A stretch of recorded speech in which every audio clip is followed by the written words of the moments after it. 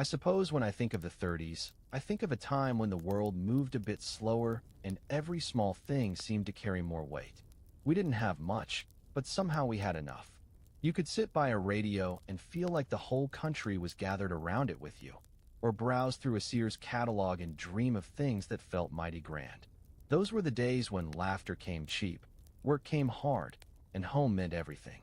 I remember those mornings in the 30s as if they were etched right into the grain of the old wooden table where we gathered, the kind of mornings that started before the sun had fully crested the horizon and carried with them the quiet promise of another day unfolding just as the last one had, steady and unhurried in a world that seemed to hold its breath until everyone was awake.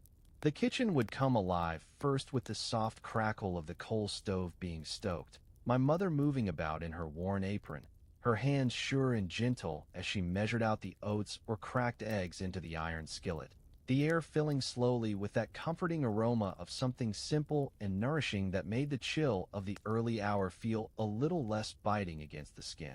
And there, on the shelf above the sink, sat our kitchen radio, a sturdy box of polished oak with a dial that glowed faintly when you turned it on, pulling in voices and music from stations far away that became part of our routine, like an old friend dropping by to share the start of the day without ever needing an invitation. We'd tune it low at first, just enough to catch the morning news or a light tune from some band in Chicago, the announcer's voice rolling out steady and clear, talking about crop prices or weather patterns that affected folks like us out in the countryside. And it made the kitchen feel connected to something bigger, even as we went about our small tasks with the world outside still wrapped in dawn's gray light. Breakfast was never rushed. Oh no.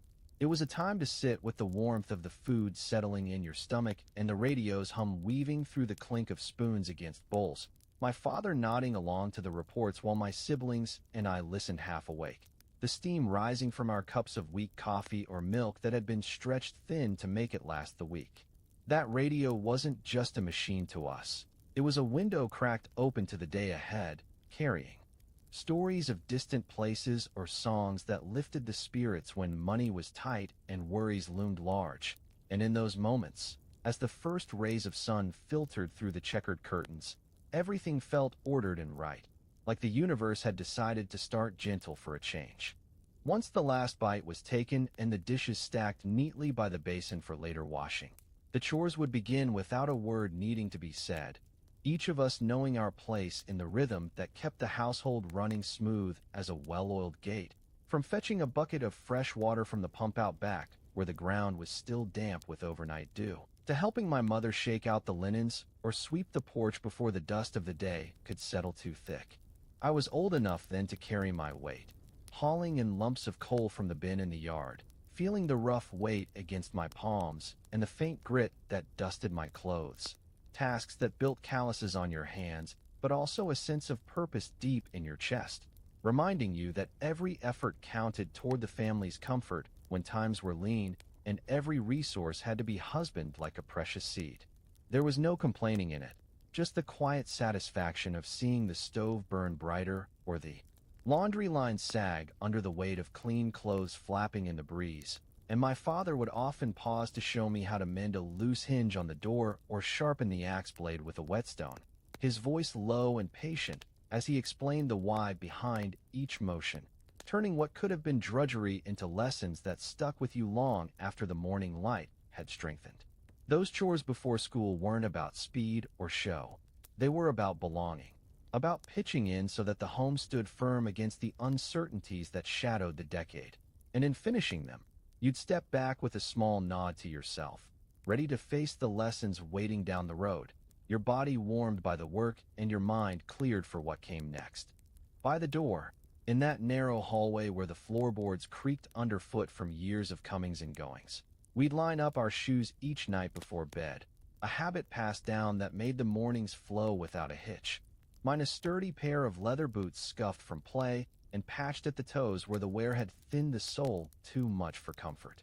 We didn't have the luxury of multiples back then, just the one good set for Sundays when we dressed up for church, polished to a shine that caught the light like a quiet pride, and the everyday ones that bore the marks of mud from fields or the scuff of schoolyard games, placed neatly side by side so my mother could check them over with a critical eye before we headed out. I recall the feel of tugging them on, the laces pulling tight against my ankles, and the faint scent of leather mingling with the morning air, a ritual that grounded you before the day pulled you away, making sure you stepped out prepared not just for the walk but for whatever small adventures or hardships the hours might bring. It was in those shoes that we carried ourselves through the routines, from the kitchen threshold to the wider world, and placing them right each evening felt like a promise to treat what little we had with care, a simple act that wove care into the fabric of our lives without fanfare or fuss. And then came the walk to school, that stretch of dirt road winding through the fields where the morning mist clung to the grasses like a soft veil, our footsteps crunching softly on the gravel as we fell into step with neighbors' children who joined the line along the way, lunches tucked under our arms in wax paper parcels that held a biscuit or an apple if the harvest had been kind. The air was crisp, carrying the earthy smell of turned soil and distant wood smoke from farmhouses stirring awake, and we'd cover the mile or so in companionable silence broken only by the occasional question about homework or a shared story from the day before, the sun climbing higher to paint the landscape in warm hues that made the effort feel lighter than it was. Sometimes a rabbit would dart across the path or birds would call from the fences, pulling our eyes to the sides and stretching the journey into something almost leisurely, a buffer between the close world of home and the structured one of the classroom, where you'd arrive with cheeks flushed and breath steady, ready to set your shoes under the desk and open your slate to the lessons ahead. That walk was more than miles. It was a gentle transition, linking the intimate chores of dawn to the broader lessons of growing up, and in its simplicity, it taught you the value of steady progress, one step at a time through a life that demanded resilience, but rewarded it with moments of pure, unadorned peace. School in those years had a smell all its own, a mix of chalk dust, pine floors rubbed with oil soap, and the faint scent of the potbelly stove that kept us warm through most of winter. The building stood proud but plain at the edge of town, white paint peeling, windows tall and drafty, the bell on top ready to ring out across the fields to tell us it was time to settle in. We'd pile through the front doors, boots leaving traces of morning mud on the steps, laughter carrying down the hallway until the teacher appeared with that gentle voice that told us it was time to find our places. The desks were solid and scarred from generations before, initials carved deep into the wood like proof that others had sat right where we did, each one dreaming their own small dreams while the lessons went on. I used to sit near the window, partly because I liked the light and partly because I could glance out now and then, watching the clouds drift across the sky or the cows grazing along the fence. Line if my thoughts wandered too far from arithmetic. When lessons began, the room quieted to the sound of chalk scratching across the board and the steady rhythm of the teacher's voice. We learned our sums, our spelling, the routine of reciting aloud until it stuck. Nothing fancy, no gadgets, no shortcuts, just repeated effort until the words or numbers found a place in your head. Each subject had its time, divided neatly through the day, and even when boredom crept in, there was comfort in the order of it all. The world outside might have been uncertain, but in that classroom, the rules were clear, the tasks small and achievable. I still hear the scrape of the chair legs when someone stood to read, the ripple of nervousness replaced by pride when the sentence came out right. The teacher, strict but kind, had a way of looking at you that made you want to do your best, even on days when your stomach growled because breakfast hadn't stretched far enough. Lunchtime came as a kind of break in the rhythm, a moment when the day loosened its grip. We'd pour out onto the school steps, wooden lunch pails in hand or brown paper bags that had seen better days. Inside there might be a cold biscuit, maybe a slice of leftover pie if you were lucky, or sometimes just bread spread thin with syrup. We'd sit along the steps or under the sparse trees at the edge of the yard, the warmth of the sun soaking into our backs while we ate quietly or swapped a bite with a friend. There wasn't any noise of wrappers or machines back then, just the sound of laughter, the occasional teasing remark, and the whir of dragonflies skimming close to the grass. When one of the older boys pulled out a harmonica and played a slow tune, Even the teachers paused to listen for a moment before heading back inside. It wasn't anything grand, but those short, simple minutes between lessons had a peace all their own, the kind that stays with you long after you forget the arithmetic. After lunch came handwriting, a subject we all took seriously because good penmanship meant something in those days. The rows of desks would go quiet as the teacher passed out fresh sheets of lined paper, the smell of ink and the faint creak of the fountain pens filling the air. She'd demonstrate each letter carefully, slow and deliberate, the loops and curves of the script steady as a tide.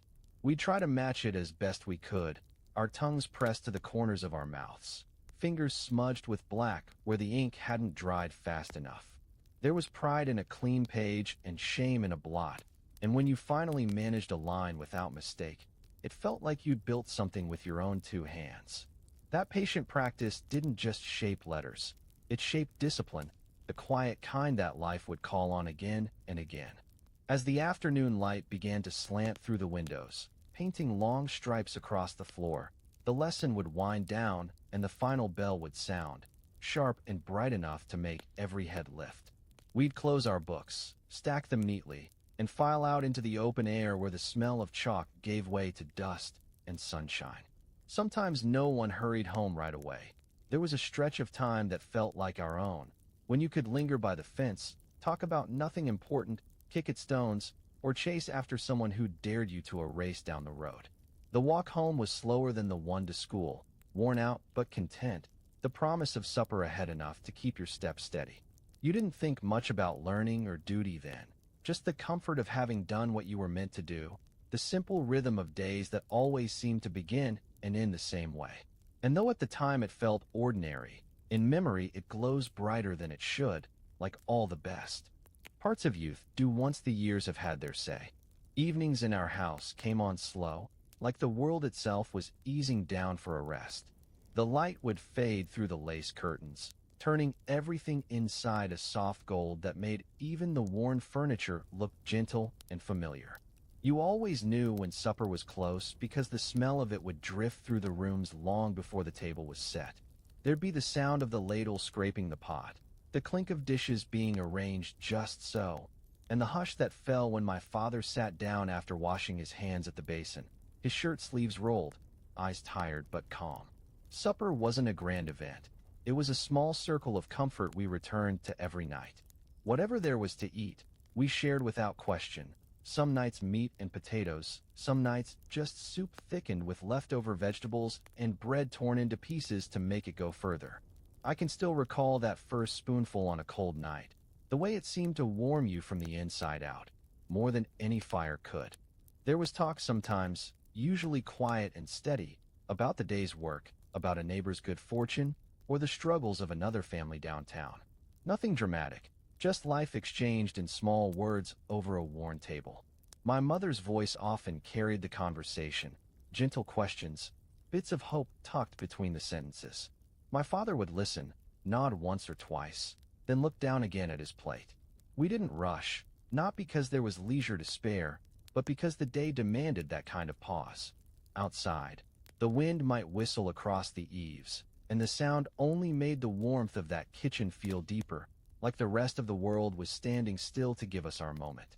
After dishes were washed and set to dry, the lights went down except for one oil lamp on the table, its yellow glow flickering just enough to soften every line and shadow. That lamp held a magic of its own. It wasn't bright, not like the bulbs that came later, but its gentleness made the room feel like it belonged to us alone. The flame would dance a little each time someone passed, and the shadows followed, swaying on the walls like they were caught in quiet rhythm. My father might sit by it with the paper, reading the headlines aloud in a low, careful tone so we could all listen whether we meant to or not. My mother would mend clothes nearby, her needle catching each thread in the circle of light, steady and sure even when her eyes were tired. Sometimes I'd lie on the rug, tracing the patterns in its worn weave while my brother played softly with a deck of homemade cards. The silence wasn't heavy. It was shared, the kind that comes when no one needs to fill the space with words. The warmth from the stove mixed with the faint smell of lamp oil, and if you listened closely, you could hear the clock ticking on the mantel, keeping its own slow pace while the night wrapped around the house. When winter came, those nights took on a kind of hushed beauty that's hard to describe. The wind would push against the windows, testing their strength, and now and then a flake or two would sneak through the cracks, melting on the sill before anyone noticed. We'd pile on extra blankets and move closer to the stove as the hours stretched long, fire crackling under the iron. Lying under that weight of wool and patchwork quilts, you could feel the world shrink until all that existed were the small sounds inside. Someone turning over in bed, a low murmur from the next room, the steady sigh of the coals cooling. Those nights made you grateful for the simplest things: a warm blanket, a roof that held rain, the breath in your lungs. And even when the cold found its way to your fingers or nose, there was peace in knowing everyone was safe inside the same set of walls, waiting for morning to start its rhythm all over again. I think of those evenings often because they were full without being busy. There was no hurry for entertainment, no longing for distraction. The day had already given enough, and the night asked for nothing more than quiet company and the sound of the wind outside. Looking back, it strikes me how much life we fit into those unremarkable hours.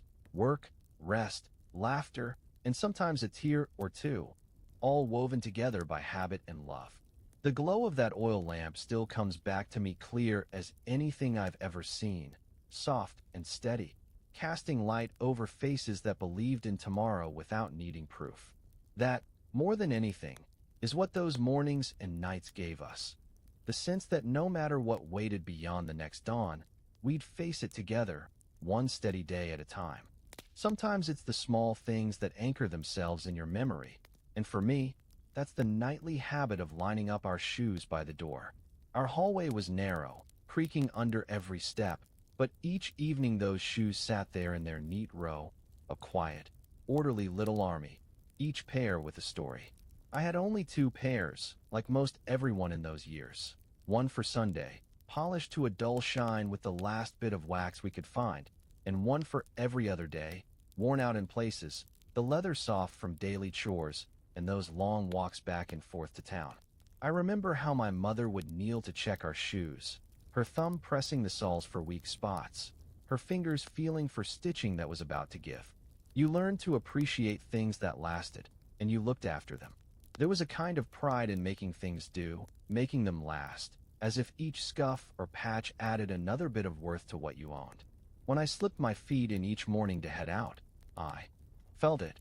A readiness, a small sense of being prepared for whatever the day would throw my way, be it rain or a day spent on my feet in the field or another stretch of gravel road.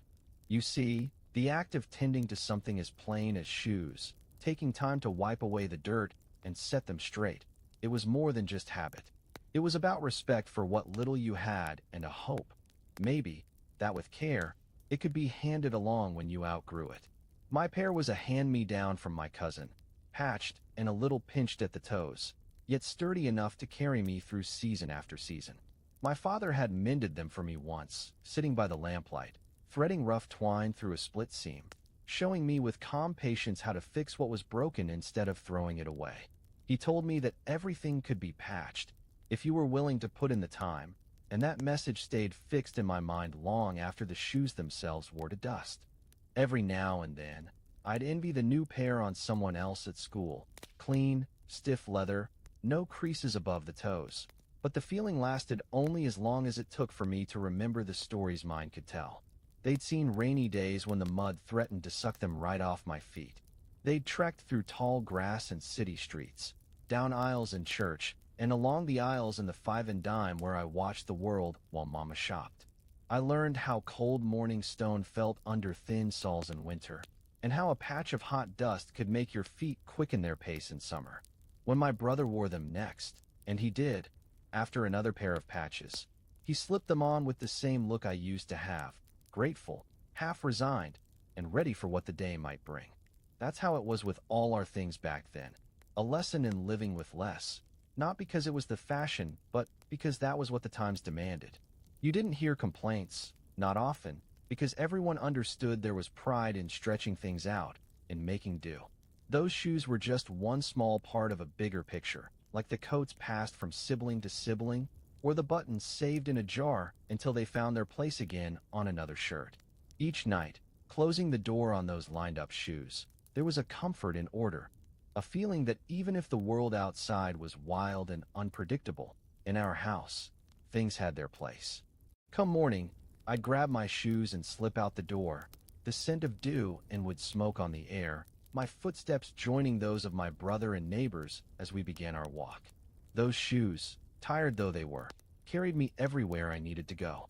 And even now, all these years later, I can almost hear the sound they made crossing the porch, can feel the snug fit and the knowledge that however tough the times might get, I had something I could count on, right there at my feet.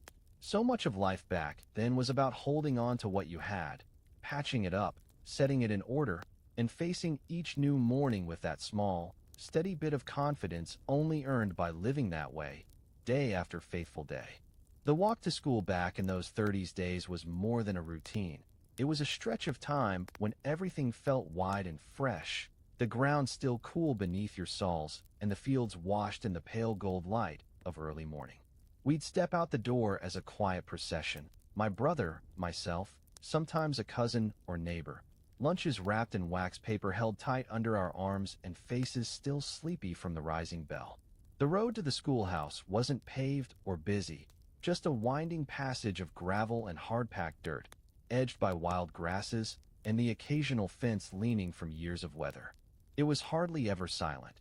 You could hear the calls of birds perched high on a telephone wire and the tinny creak from an old bicycle's wheels as someone from a nearby farm rattled past. There were always marks in the mud from the night's rain, tiny rabbit prints, the track of wagon wheels, a stray boot patch from one of the older boys. For all its simplicity, the walk opened you up to the progress of another day, a slow shift from home into the world, one foot in front of the other with time enough for idle talk or thoughtful quiet. Some mornings, when the air had that peculiar brightness after a storm, we'd race each other part of the way, shoes kicking up little puffs of dust, unaware that these small competitions would be among the memories that linger longest. No one really cared who won. What mattered more was the shared laughter, the way trouble shrank for a few minutes down the winding stretch. Sometimes, we'd pass by the yard where a neighbor's cow grazed, and if luck held, the old man would wave from the porch, his pipe lit, and a playful word passed our way before disappearing behind his morning paper.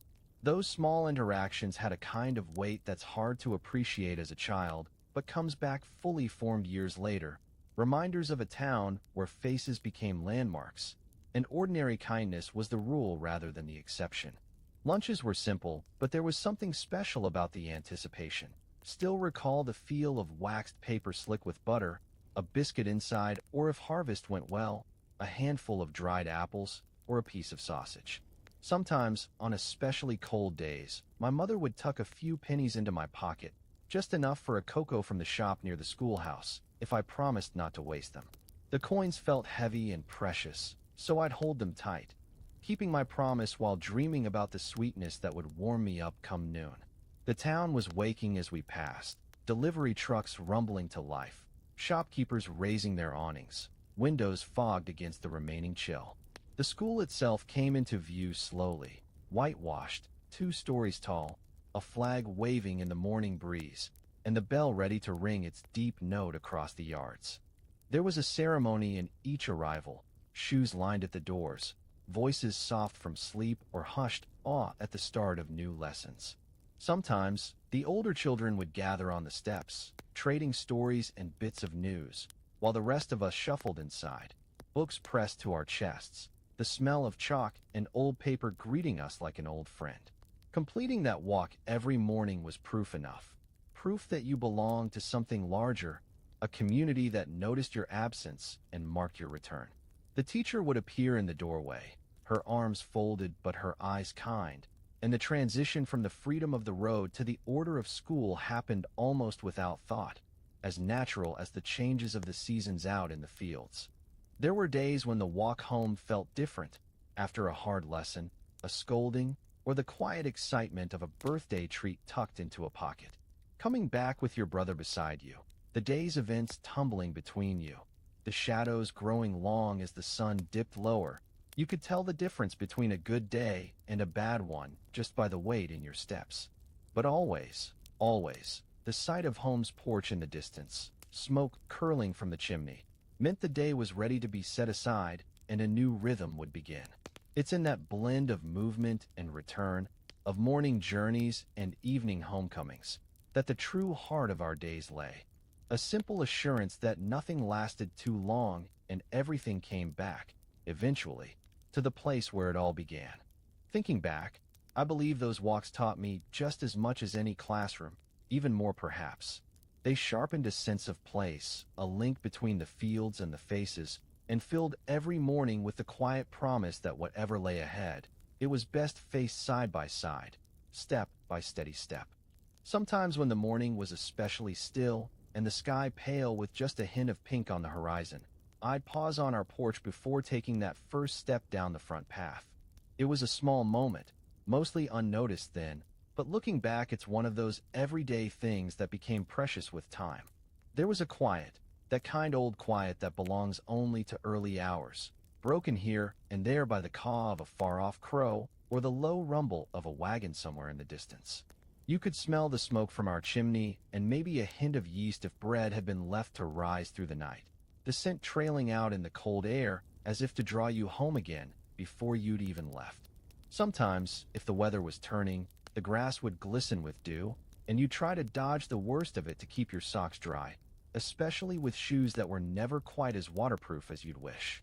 It was a world not yet rushed, where patience grew wild, and nobody expected shortcuts. Our house sat a little apart from the others, so the first part of my walk to school I'd do alone, until the road bent and the Thompson boys or my cousin Joni joined in. We didn't say much in those first few minutes, just a nod or a mumbled greeting, saving most words for when the town grew closer and the echo of voices didn't seem so out of place. There was a comfort in that company, unspoken but strong, a feeling you belonged to something, even in your silence. The day stretched out before us like a freshly washed sheet, each step a way of measuring time not by clocks, but by fences passed, trees counted, the bark of a dog familiar from 100 previous mornings. Once in a while, the walk brought surprises, a snapped branch from last night's wind, a piece of ribbon tangled in a bush, a puddle frozen over that begged to be cracked with the heel of your boot. Even the sky seemed to change from day to day. Some mornings you'd have a full moon hanging low and stubborn, refusing to leave, while other times the clouds would race each other, pulling shadows over the field so quickly you could almost see the seams where night stitched itself into day. I carried my schoolwork rolled tight under one arm, careful not to lose my place in a book borrowed from the teacher's shelf, the corners worn and pages soft from use. On the coldest days, I'd keep my chin tucked to my coat, breath steaming in front of me, feeling old before my time, and yet strangely proud to brave the morning's bite. Getting to school wasn't just about learning lessons inside those four walls. It was about learning the land, the ways it marked each season, how dust turned to mud in spring and leaves burned red come autumn. We'd watch the world remade each week, fences painted fresh then faded. A new baby calf spotted in a field brought a shout of excitement from all of us. The bakery truck in the distance sent a rush of hopeful steps. Every day gave up some small gift if you were willing to look, a stone-shaped odd, or the flash of a bluebird in the hedgerow. Years later, I'd find myself tracing those same routes in dreams, always with the same deep-down certainty that the passage between home and school was more than a line on a map. It was the daily stitching together of childhood and responsibility, of hope and routine, of mornings that always, somehow, began the same. And for all the sameness of those walks, the rhythm of the road, the crunch of gravel underfoot, the weight of a lunch tied up tight, there was comfort in knowing that the world would greet you in much the same way each day. It made the hard times bearable and the good days feel even sweeter. I learned kindness from the neighbors who waved, patience from the miles walked, gratitude from the meals waiting at home after the last bell had rung. None of it seemed special while it was happening. Only after many years do you realize how those mornings shaped everything else to come. Sometimes, late at night when the house is still and I catch the far-off whistle of a train, I feel as if I'm back on that old road, shoes soft from use, heart light with expectation. I know, deep down, that all of life's biggest journeys start somewhere small, often with a single slow morning, the company of friends, and the steady path leading you from the world you know into the world you'll remember. There was a truth about the schoolhouse that carried through every season, no matter how the weather turned or what was happening in the world beyond its windows. The moment you stepped inside, the smell of chalk and old pine floorboards wrapped around you, grounding you in a place that asked only for simple effort and steady patience. The first steps into that classroom, boots brushing the dust from the entryway, brought a kind of hush, not from any strictness, but from a sense that learning lived here, layered deep into the scuffed desks and old, battered books. I always chose the seat near the big window, a spot where the sun would rest on my hands and warm the wood even on the coldest mornings. It wasn't just about comfort, either. That window offered a view of the fields stretching off toward the edge of town, a gentle reminder that the world was full with possibility, but also content just to stay where you were. The desks themselves were sturdy, built for years of use, yet filled with the stories of those who came before. Scratched initials, hearts and arrows hidden on the underside, the faded imprint of names whispered like secrets. Each mark added a sense of belonging. Sometimes when the lessons seemed long, I'd run my thumb across a dent or groove and wonder who had sat in that spot, whether they'd struggled with the same sums or daydreamed about things beyond the reach of the blackboard. Our teacher, a woman with more kindness than her thin frame let on, would sweep in at the stroke of 8, her voice low and sure, reminding us of the task ahead. She had a way with chalk, sharp, deliberate strokes that marked out math problems or lists of spelling words in crisp white that never blurred until the board was wiped clean for the end of day. Mornings followed a rhythm. Arithmetic first, with everyone bending low over slates, scratching out numbers, and trying not to smudge the figures in our hurry. I always liked the certainty of numbers, even when I got them wrong, because they felt like a puzzle with an answer that waited if you stuck with it. And there was pride in getting it right. A nod from the teacher, maybe the flicker of a smile, and the quiet satisfaction that lingered far beyond the last bell. Then came spelling, sentences built from words we learned letter by careful letter, a slow stacking of knowledge that wasn't only useful but dignified. For most of us, good penmanship was as valuable as strong arms or clever hands. It marked a person as thorough and reliable, good qualities in a town that noticed such things. The teacher walked the aisles with gentle correction, leaning close to help where help was truly needed, and always seemed to know when someone was losing hope or just needed a softer word. Sometimes a lesson would run long, or a story would capture the room. History from a battered textbook, a poem chosen for no other reason than it felt honest and true. I remember closing my eyes once as she read America the Beautiful, the words thumping steady as footsteps inside my chest, making me grateful for all the little graces scattered about our lives. There were no distractions back then, no screens, no motors humming out in the hallway, just the sound of paper being turned and the rise and fall of voices as we answered, guessed, or struggled. Every lesson mattered because every person in that room mattered, and that's a comfort I still hold close. Sometimes the wind would pick up during school, rattling the window panes and sending little drafts across the floor. On those days, you'd pull your collar tight and lean closer to your work, letting the sound blur into something that felt almost like reassurance. I liked the days when the sun and wind played together, casting long shadows across the walls and turning the dust into streaks of gold that shifted with every breath. And always, the clock ticked forward, marking the time until lessons gave way to the relief of lunch or the hurried happiness of the final bell.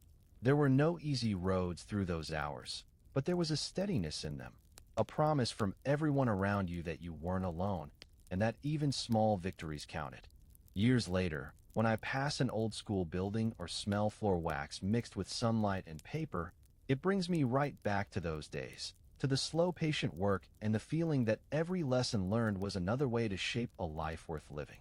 Lunchtime, though it came without much ceremony, was a quiet blessing we all looked forward to.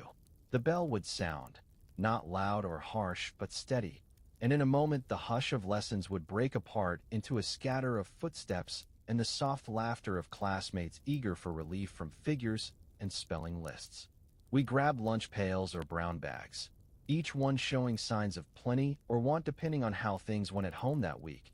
But no one looked sideways. What you had was what you had, and that was enough.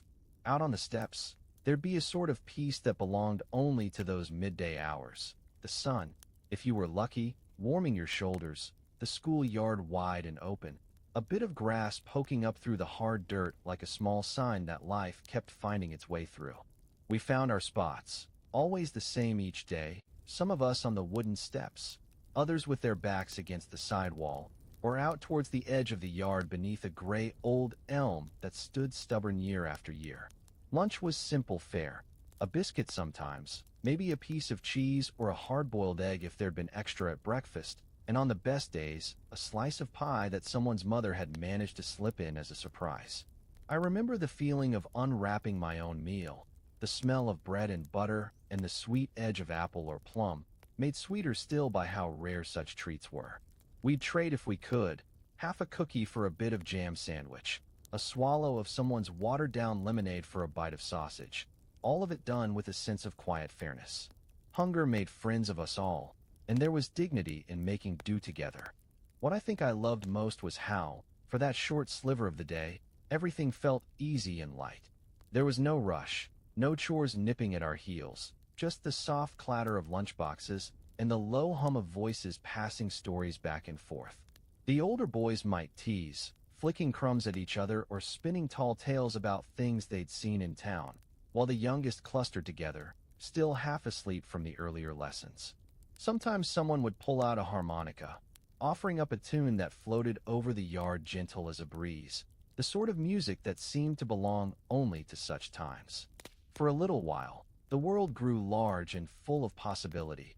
Talk of what might come after school ended, guesses about the weather, whispers of the county fair months away. We didn't sit for long, though. Food went quick, and soon there'd be a round of marbles or a skipping rope taken up, laughter ringing out as games started and sides got chosen. Even those who didn't play watched closely, their faces lit with the simple pleasure of just being there, nourished for the moment, part of something small but important. Sometimes the teacher herself would come outside, her face softened by the sun and the sight of her students at rest. She'd stand with her hands folded, keeping a quiet eye out, not out of worry but out of habit, another person grateful for a bit of peace before the work of the afternoon began anew. Lunch on the school steps taught us many things it never set out to. I learned the grace of sharing, the steadiness in having enough, the understanding that company, laughter, and a full belly were sometimes their own small miracles. There was no envy, no rivalry worth carrying once lunch was done, only a shared sense that we'd braved another morning and would tackle the afternoon together, shoulder to shoulder. The world beyond the schoolyard might have been big and uncertain, but right there on those steps, with crumbs brushing off our laps and the last of the harmonica echoing, life narrowed to something kind and clear. It's a lesson that's lasted, a sense that true comfort comes not from plenty, but from making a little stretch and sharing what you have with those nearby. There's something to be said for the way handwriting was taught in those days, with patience and quiet determination, like it was just as important as anything learned from the books. Each afternoon, after the last of lunch settled and the yard grew silent again, the teacher would bring out a stack of fresh paper, the sheets rough and thick, slightly yellow from the sun coming through the windows. She handed out the pens, fountain pens with nibs that caught if you pressed too hard or moved too quick, and set us all to the business of forming lines of need, even letters. Sometimes the ink would blot, making a dark splotch where you meant for there to be nothing but a graceful curl, and you'd hear a soft sigh or a quiet muttered word from someone nearby, but the work went on. At first, my hand would cramp, and used to holding still for so long or moving with such care. But the teacher walked slow among us, pointing out where a tail drooped too low or a circle lost its shape, and she always offered encouragement instead of scorn. There was a rhythm to it, an almost meditative peace in drawing the same letter again and again, trying to make each one better than the last. I watched the shapes bloom across my page, growing steadier with every line, until at the end of the lesson my fingers were smudged and the paper bore the proud mark of hard-earned effort. Good handwriting meant something back then.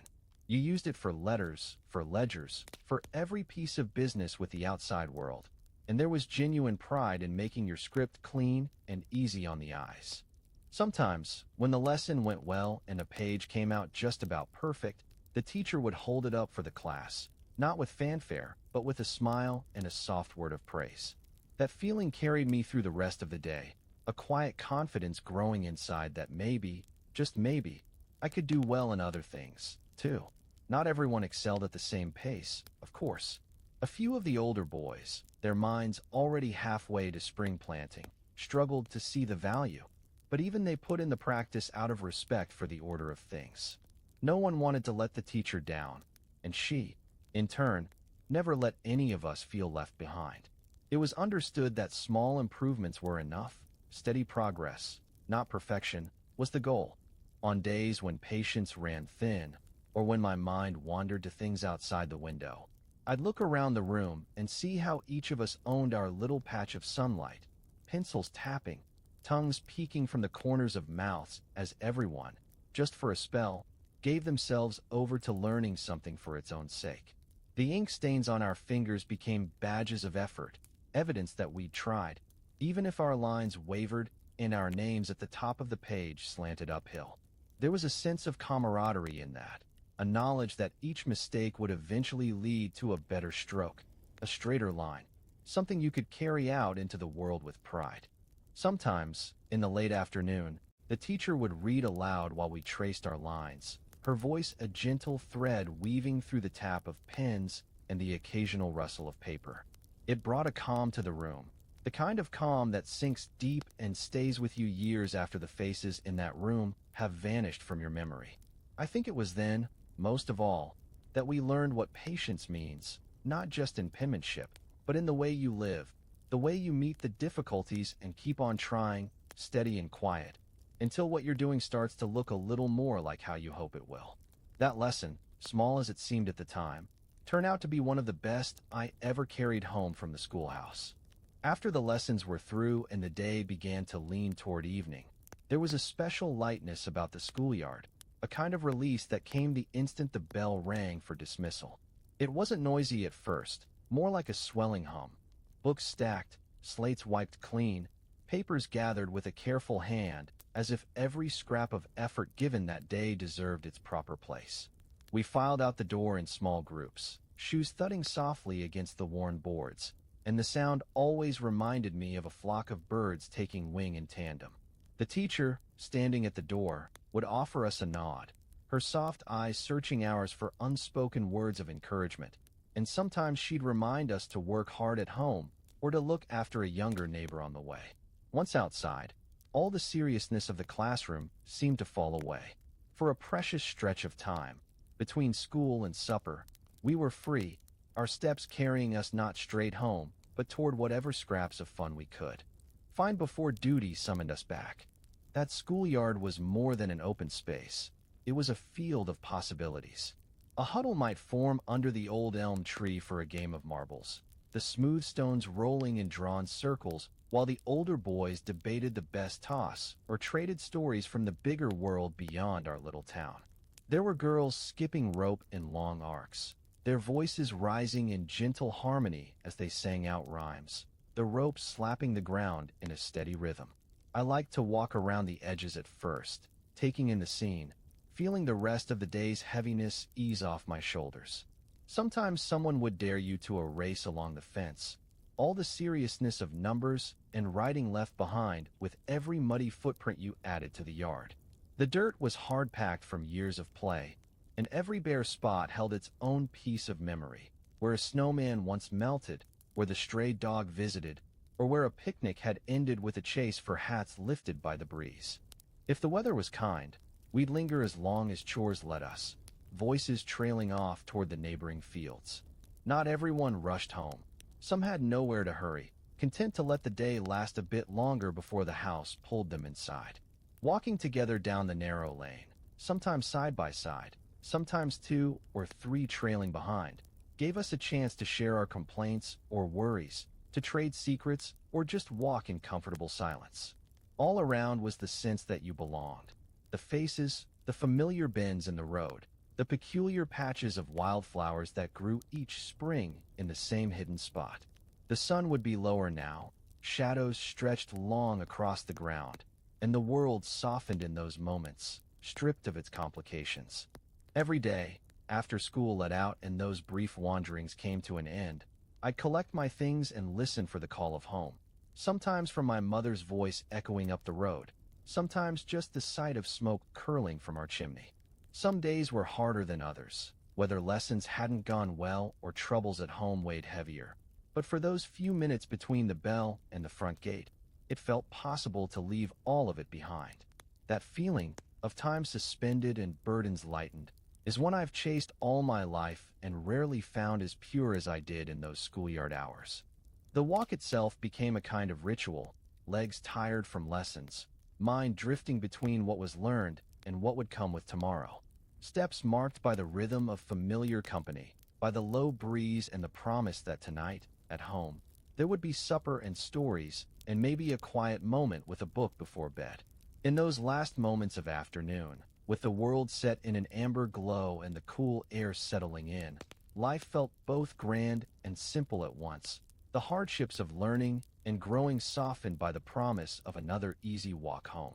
I sometimes think that the transition between those two worlds, school and home, labor and rest, shaped me more than any slate or textbook ever did. It gave me space for hope, for friendship, for the quiet joys that fill a life and remind you that, for all the rules and duties and lessons, the greatest learning often happens in the in-between, when the sun is low and the road stretches out before you, familiar and welcoming as an old friend. Most afternoons after the last lesson had faded and the schoolyard games had been played out, there was a slow drift homeward that felt like the earth itself was guiding tired feet along familiar ruts and pathways. The final bell always rang bright but gentle, not as a start or finish, but as a signal that duty and routine had done their work for the day and everything that followed would be lighter. You could hear the creak of school bags being hoisted back over shoulders and the shuffle of children making their way to the road, everyone setting a course for their own bit of home, with the town's dust swirling around ankles and the sky slowly tinting toward evening. It was during that walk that the stories of the day, sometimes triumphs and sometimes tiny embarrassments, spilled out in quiet, half-whispered conversation. Some kept to themselves, deep in thought or lost in wonder, while others sought out a friend or brother to share a bit of laughter, a word of comfort, or even just the silence that comes easy with company. Stepping away from the school's wooden doors was stepping back into another life, one that waited with new chores, a kitchen warming up for supper, and grown-ups eager for a scrap of news about what had passed inside those four walls. Yet there was a kind of lingering magic in the lingering, too. A detour down the alley to peer at a new calf in the neighbor's pen, a stop at the general store to look through the window at fresh loaves set out for sale. Bicycles sometimes rattled past, their wheels sending up bursts of road grit, while dogs arrived as companions or sometimes troublemakers, joining the loose parade toward home. All the while, the sounds changed, voices quieter, the breeze a soft hum, the clinking of coins from an older student given the rare treat of an errand to run. The small town itself always seemed to watch, its doors open and windows aglow as families anticipated the return of their own. Some days, you'd see your teacher far ahead, walking alone into the gathering dusk, her pace slow, her shoulders a little drooped after giving so much of herself through the day. I sometimes wondered where her thoughts wandered on that walk. Maybe the lessons she'd given, maybe worries about a student's struggles, or maybe memories of her own bright afternoons as a child. For me, that walk meant letting go of the tangled threads of learning, the equations that didn't quite add up, the stories that caught at memory and refused to be forgotten. And it meant picking up new threads, chores and promises made that morning and waiting to be kept. Once home, shoes were kicked off near the porch, lunchboxes set out for cleaning, and the day's dust washed away in the cool water poured from the well. Inside, the house would be busy with faint smells of baking, the sound of someone setting the table, and the rise and fall of conversation as everyone tried at once to catch up, to make the transition from the outer world to the closer circle of family. The lessons learned were sometimes spoken aloud, sometimes kept secret, treasured words written in a notebook meant for someone's proud eyes, or a worry tucked under a pillow to fade away in sleep. If there had been trouble at school, it was unpacked gently, bit by bit, in the safety of supper's glow. If there had been a triumph, it made its way into laughter and a squeeze of a mother's hand.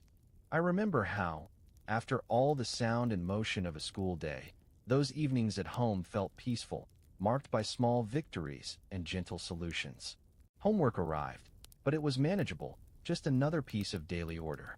The day's end made you grateful for the steady, collective devotion to small things: clean hands, mended clothes, bread on the table, the shared hope that tomorrow would bring another chance for learning and light. The world was never perfect, but the routines built up around schooling made it feel resilient, a collection of simple joys binding everyone together against whatever uncertainty stretched beyond the edge of town. It's in the memory of those afternoons, when the world grew softer, neighbors waved, and home waited warm and ready, that I find the lingering sense of belonging that lasts to this day. For all the bigger stories learned inside the school, it was those smaller stories, those quiet steps along dusty roads, that shaped the heart most of all. You'd think, after all those hours of lessons, the hardest part would be leaving it behind and taking up the chores and routines that waited at home. But there was something about the closing of a school day, the way the last echoes of learning seemed to hang in the air long after the bell had sounded, that made the return to household work softer, less burdensome. I remember most the small transition, a crossing of thresholds, stepping off the schoolyard dust and into the shelter of our porch, with the world outside settling down and the windows inside beginning to glow. Sometimes, before starting in on evening chores, I'd sit for a minute at the edge of my bed, emptying pockets of stray bits of chalk or the stub of a pencil, laying out my notebook neat so it could dry from the smudge of sweat and humidity. Homework didn't feel like punishment then. It was another piece of the day's order, a way to stretch the lessons, keep them kind and close. Even on difficult days, home was a place that softened the edges of disappointment. There was comfort in seeing my mother at the table, mixing batter or peeling potatoes, her face busy but gentle. She'd ask about school not as an intrusion, but because she wanted to feel the days along with us. Her hands shaping dough while we shaped sentences, her patience a shadow of the patience the teacher showed us each afternoon. Sometimes my father would listen in from his seat near the window, nodding quietly, offering a word of encouragement or advice that carried more weight for being so few. For all the talk and memory about the schoolhouse and its lessons, it was the family table where the accounts of the day were finally balanced, where lessons were stitched together with worries and small bits of joy. As supper approached, the routines resumed. A fire built in the stove while the sky grew dark beyond the glass. Dishes shuffled and rinsed, fresh towels hung near the basin. Younger siblings hoped for a scrap of pie or an extra spoonful left over to make up for a rough day. Above it all, the world grew quiet but never dull. The radio would sometimes hum softly from the kitchen shelf, the music or news offering a gentle backdrop to the talk and laughter and the scraping of forks against chipped plates. A neighbor might call down the lane, asking after a missing book, or someone would drop by with an errand. School touched all parts of town, a web of small tasks and shared promise that knit together the fabric of those years.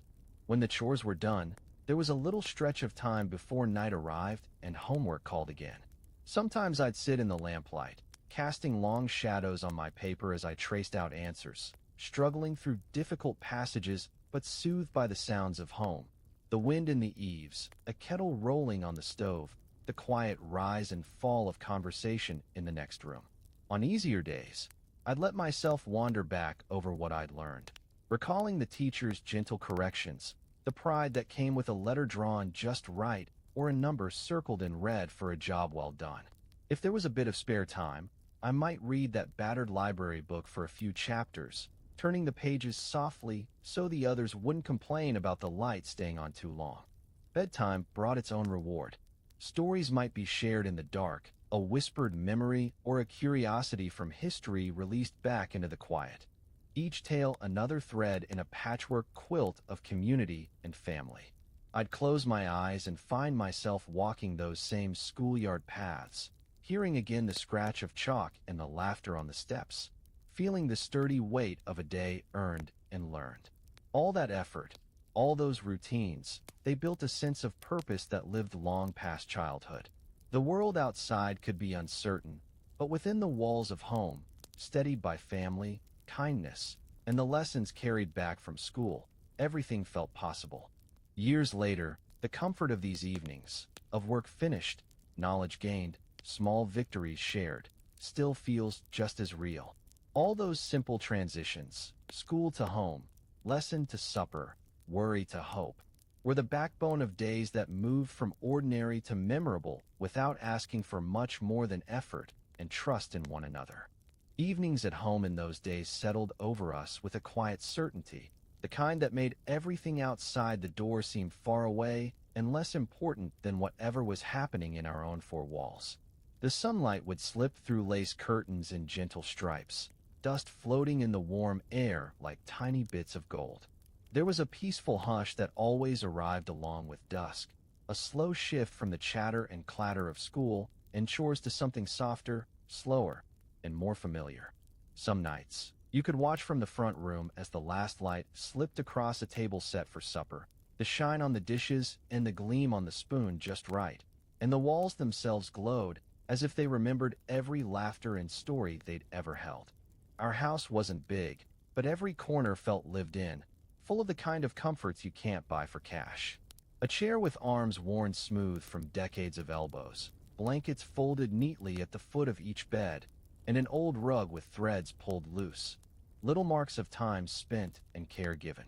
The windows rattled some nights when the wind came sweeping out of the west, but the rooms always felt safe and steady. There was the faint scent of fresh bread my mother sometimes baked, trailing in from the kitchen to mingle with the trace of the coal stove or the lavender she tucked into drawers for luck.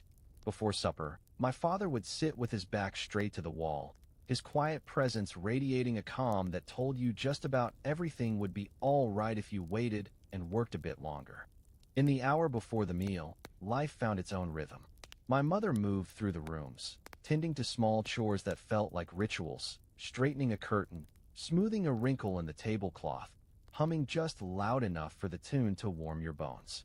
Sometimes my brother and I would help, stacking wood or hauling buckets of water from the pump out back, the handle creaking and the cold biting at our fingers.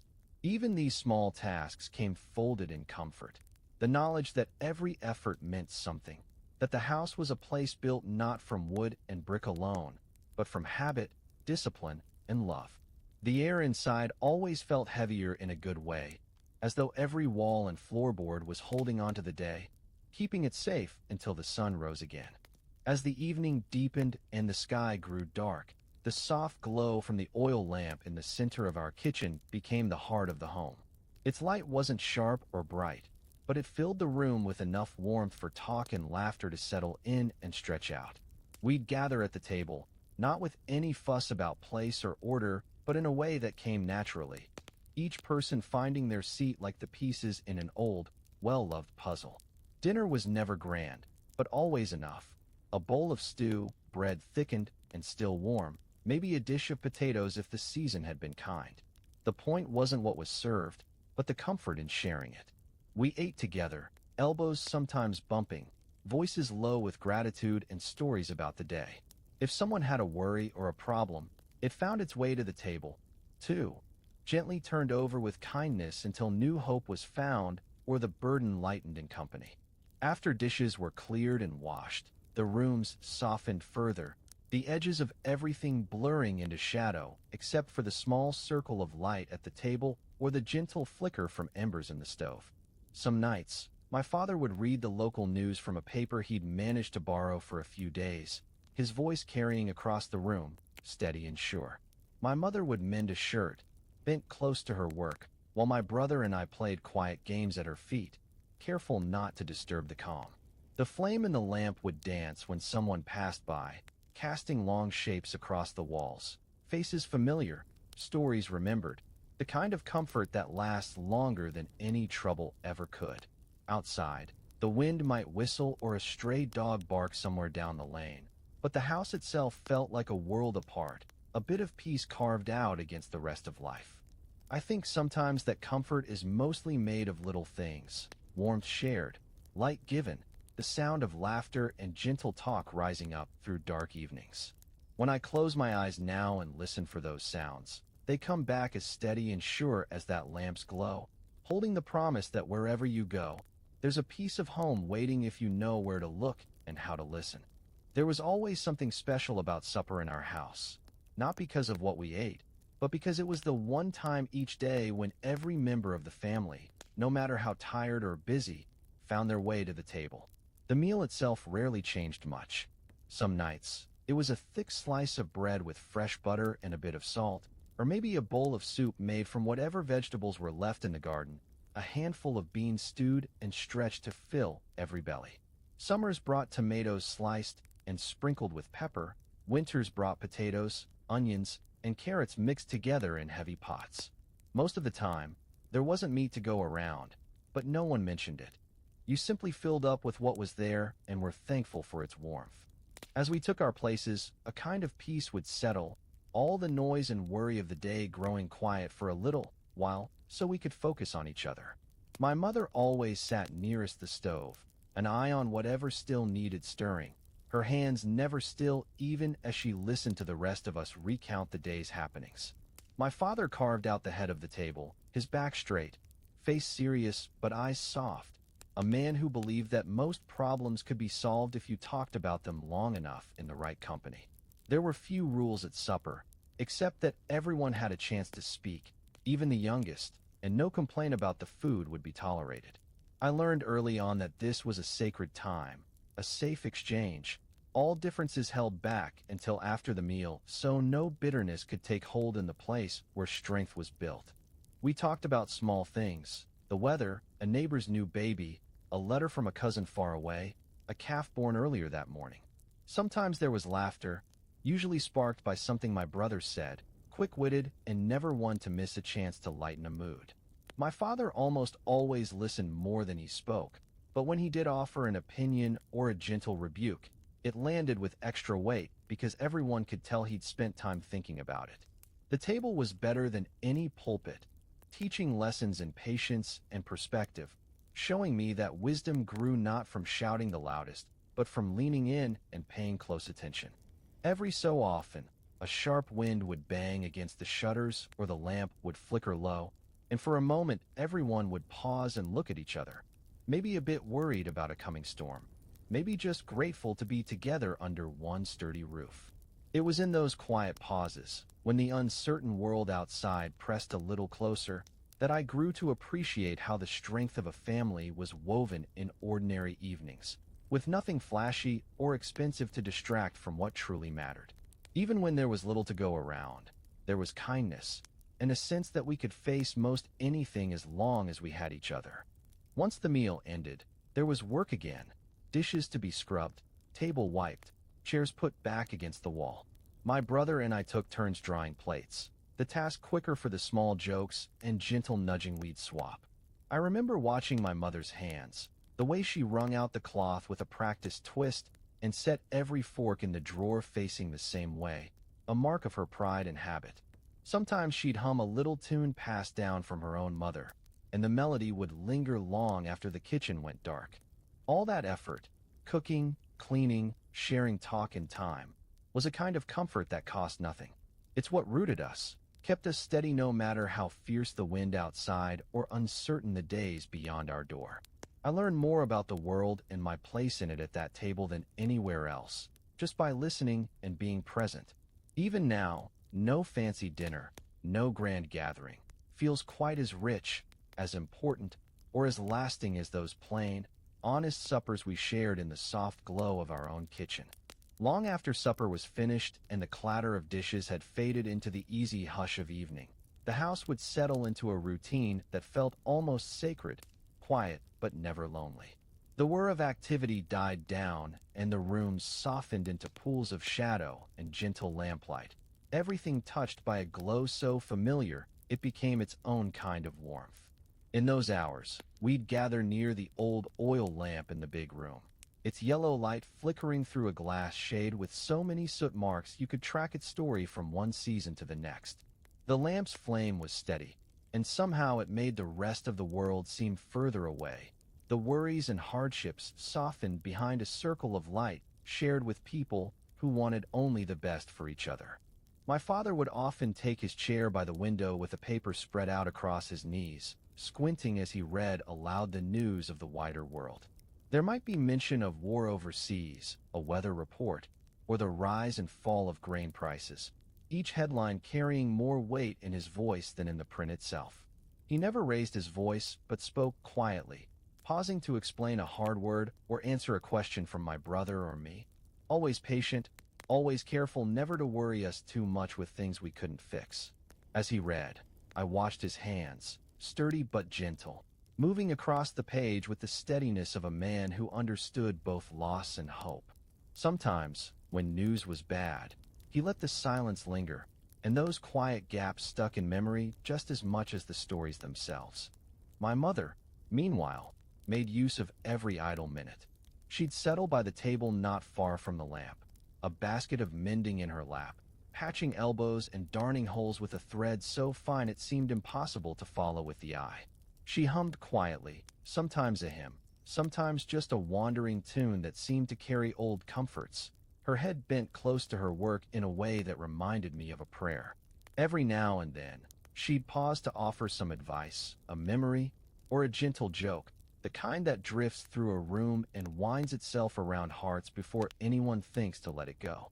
The lamp would catch on her hair or the curve of a needle, sending little sparks of light dancing along the wall, as if the whole house was celebrating a job well done. For my brother and me, those nights held their own quiet pleasures. We rolled wooden marbles or built towers with a battered deck of cards, careful not to disturb the peace. Sometimes, if we'd finished our homework and the mood in the room was just right, someone would ask for a story, one of the funny ones from our father's childhood, or maybe a tale our mother remembered from her own days growing up somewhere else, beneath a different sky but under the same steady lamp. The stories were neither wild nor grand, but full of small victories and good mistakes, passed along with the kind of laughter that warms you long after it's faded to memory. The world outside grew darker, and every so often the wind would whistle at the window panes, or a barn dog's distant bark would rumble through the quiet, just to remind us how well insulated our little world had become. The comfort of being together, working at chores or sharing gentle talk, was a kind of medicine for hard times, a daily renewal that made the unknown tomorrow seem less daunting. I think now that every stitch my mother made, every line my father read, every lamp my brother cleaned, was another line of defense against the hardships waiting beyond our doorstep. The night's routine was as certain as breath.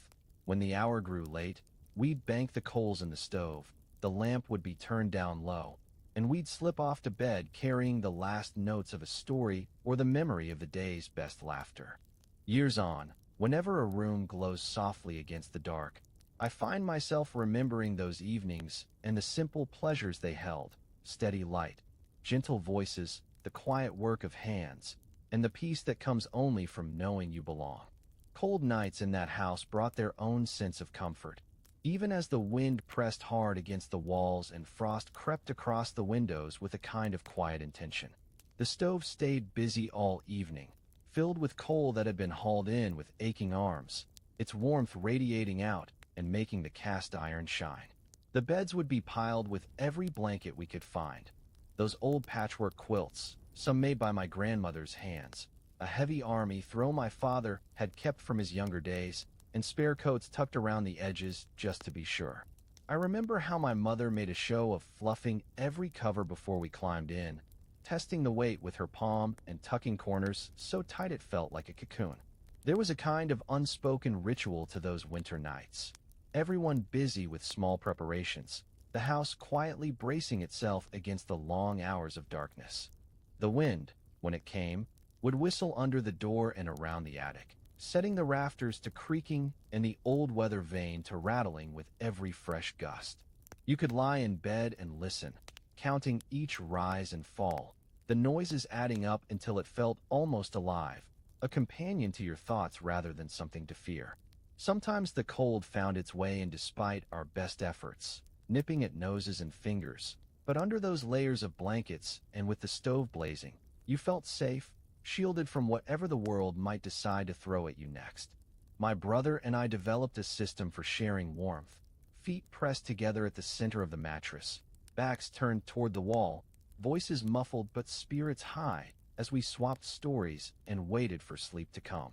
On the hardest nights, when the cold cut sharpest and the job of keeping warm grew serious, my parents would take turns checking the stove, slipping out from under the quilts to add another scoop of coal, their faces half lit by the lamp as they moved quietly through the house. It showed me something I only understood years later, the kind of care that came without asking, that never made itself loud but was always there, steady as the ticking of the old clock on the mantel. Sometimes I'd wake to that sound, comforted not only by the warmth but by the knowledge that someone was always looking out, always willing to put themselves out so we could rest easy. In the mornings, the house would be chilly again, breath puffing out in thin clouds above the bed, light creeping through the frosty windows to wake us softly. My mother's first order of business was to set the stove working again, stirring the coals until heat rushed through the rooms, peeling back the worst of the cold so that breakfast could begin without shivers. There was extra gratitude in every warm bite, in every mug clasped between cold hands, and the sense that even the simplest comforts, a bowl of oatmeal, the warmth of a quilt, a shaft of sunrise through the glass, were a sort of victory over the harsh seasons. Being together in those hard months showed me what mattered most. No one complained much about the cold, the drafts, the work it took to keep the house just above freezing. Instead, there was pride, a kind you wore quietly, seen in the extra effort put into mending a quilt, in the way you shared a bit of warm bread with a neighbor, in the whispered thanks passed around the table before bed. The warmth we found was built from all those small acts, compounded and returned, until even the coldest nights felt less like trouble and more like another chance to take care of one another as best we could. Looking back, I see those nights not as hardship, but as proof of family strength. Blankets and laughter, quiet hands tending stubborn stoves, the steady pulse of kindness moving through the gloom. Those were the things that made every winter livable, every morning another reason to be thankful. Morning after those cold, bundled nights always felt like a small cause for celebration. The sun would be slow to rise, slipping in with a pale light that touched the frosted panes and caught on every bit of dust hanging in a golden shaft near the kitchen. You could hear the house come awake in stages, the thunk of a kettle on the stove, the creak of footsteps in the hallway, the slow shuffle of my father getting the fire going again before most of us had shaken loose the last of sleep. Breakfast came together not from abundance, but from habit and care. Oats stirred patiently in a pot, bread toasted black at the edges, sometimes a bit of fruit sliced thin and rationed out, so everyone got a taste. There was an order to those mornings that held the family together, a quiet recognition that the way you started the day mattered almost as much as anything that came after. We gathered near the stove, bowls of hot food in hand, faces fresh and pink from washing and cold water fetched from the pump, everyone rubbing warmth back into chilled fingers before passing around the jam jar, or a dish of honey, if luck had been good. My mother would fuss over the table, setting out cups and plates as if guests were expected, even on the plainest days. My brother and I would trade looks, sometimes jesting, sometimes resigned, sometimes just grateful to be sharing another start. Regular mornings had their own comfort. Nobody minded the sameness of it, and even the radio seemed to join in, tuned low so the news felt more like a background hum than any threat. After breakfast, everyone claimed a task that fit their age and talent. I fetched coal or split a bit of kindling. My brother swept the back stairs, my mother tidied the kitchen, and my father went down to the shed to see about tools that needed fixing. The work never seemed to end, but it ran smooth as a river, with each familiar task a way of reminding ourselves that the house needed tending just as hearts did, mending, straightening, bracing against whatever else the world might send. Sometimes, a neighbor would stop by with a question or a bit of news, standing in the doorway with cold air swirling in behind, their boots dripping and hands tucked well inside pockets. That sort of visit was never hurried. Folks would linger, trade stories over a cup of coffee, and offer advice, even if just a word about the best way to patch a roof or coax beans from a stingy garden. During winter, the comfort of home was double-layered. The warmth that came from the stove and the closeness that came from being together. Windows frosted over, but the walls held, and every small ritual took on the shape of a promise. Another day endured, another night of shelter to count on when the hard winds started up. The routines could lull you. They could also strengthen you, a reminder that resilience grows from more than just weathering troubles. It grows from the way you share chores, the way you pass salt at the table, or set aside your own favorite slice of bread if somebody else is feeling low. It grows from the quiet understanding that nothing was owed, but everything was appreciated. When chores were finished and the morning had turned fully to day, there were moments of pause. Time to sit by the window and watch for winter birds, to thumb through the catalog and wonder at things we'd never buy, or simply to breathe in the slow, steady peace that comes only after hard work. The comfort of our home was built from these pauses just as much as from any quilt or stew. It was a comfort made of people, effort, patience, and the knowledge that the morning would always return, no matter how dark the night before had been. Even now, in quieter years, I still wake some mornings and listen for the sounds of a house coming to life. Voices low, footsteps measured, laughter coming soft at first, then blooming in full as the day begins. That's the truest comfort of all, I think. The reassurance that home is where things can start new, every single day, just as they did back then. As evening drew close and the world outside faded into night, our house settled into a peace that reached right into every nook and corner, filling the last hours before sleep with a kind of warmth I still carry with me.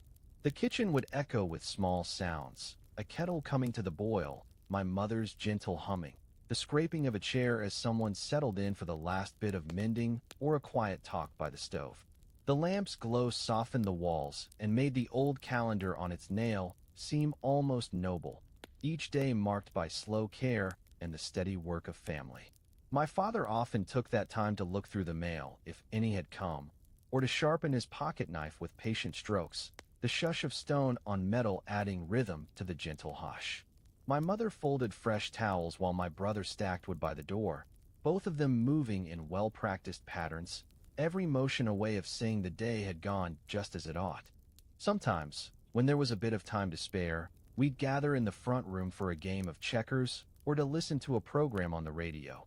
The voices on the air clear and full of stories from far beyond our own small world. I remember the way that radio's dial would glow in the lamplight, the hum and buzz of distant stations blending into the melody of our own home. A piece of the outside world made gentle and friendly by the simple fact that we shared it together. Not every night brought a story or a song, but those that did seemed brighter, easier, held together by the promise that no matter where we'd been that day, we ended up here, in company, with the world held at bay.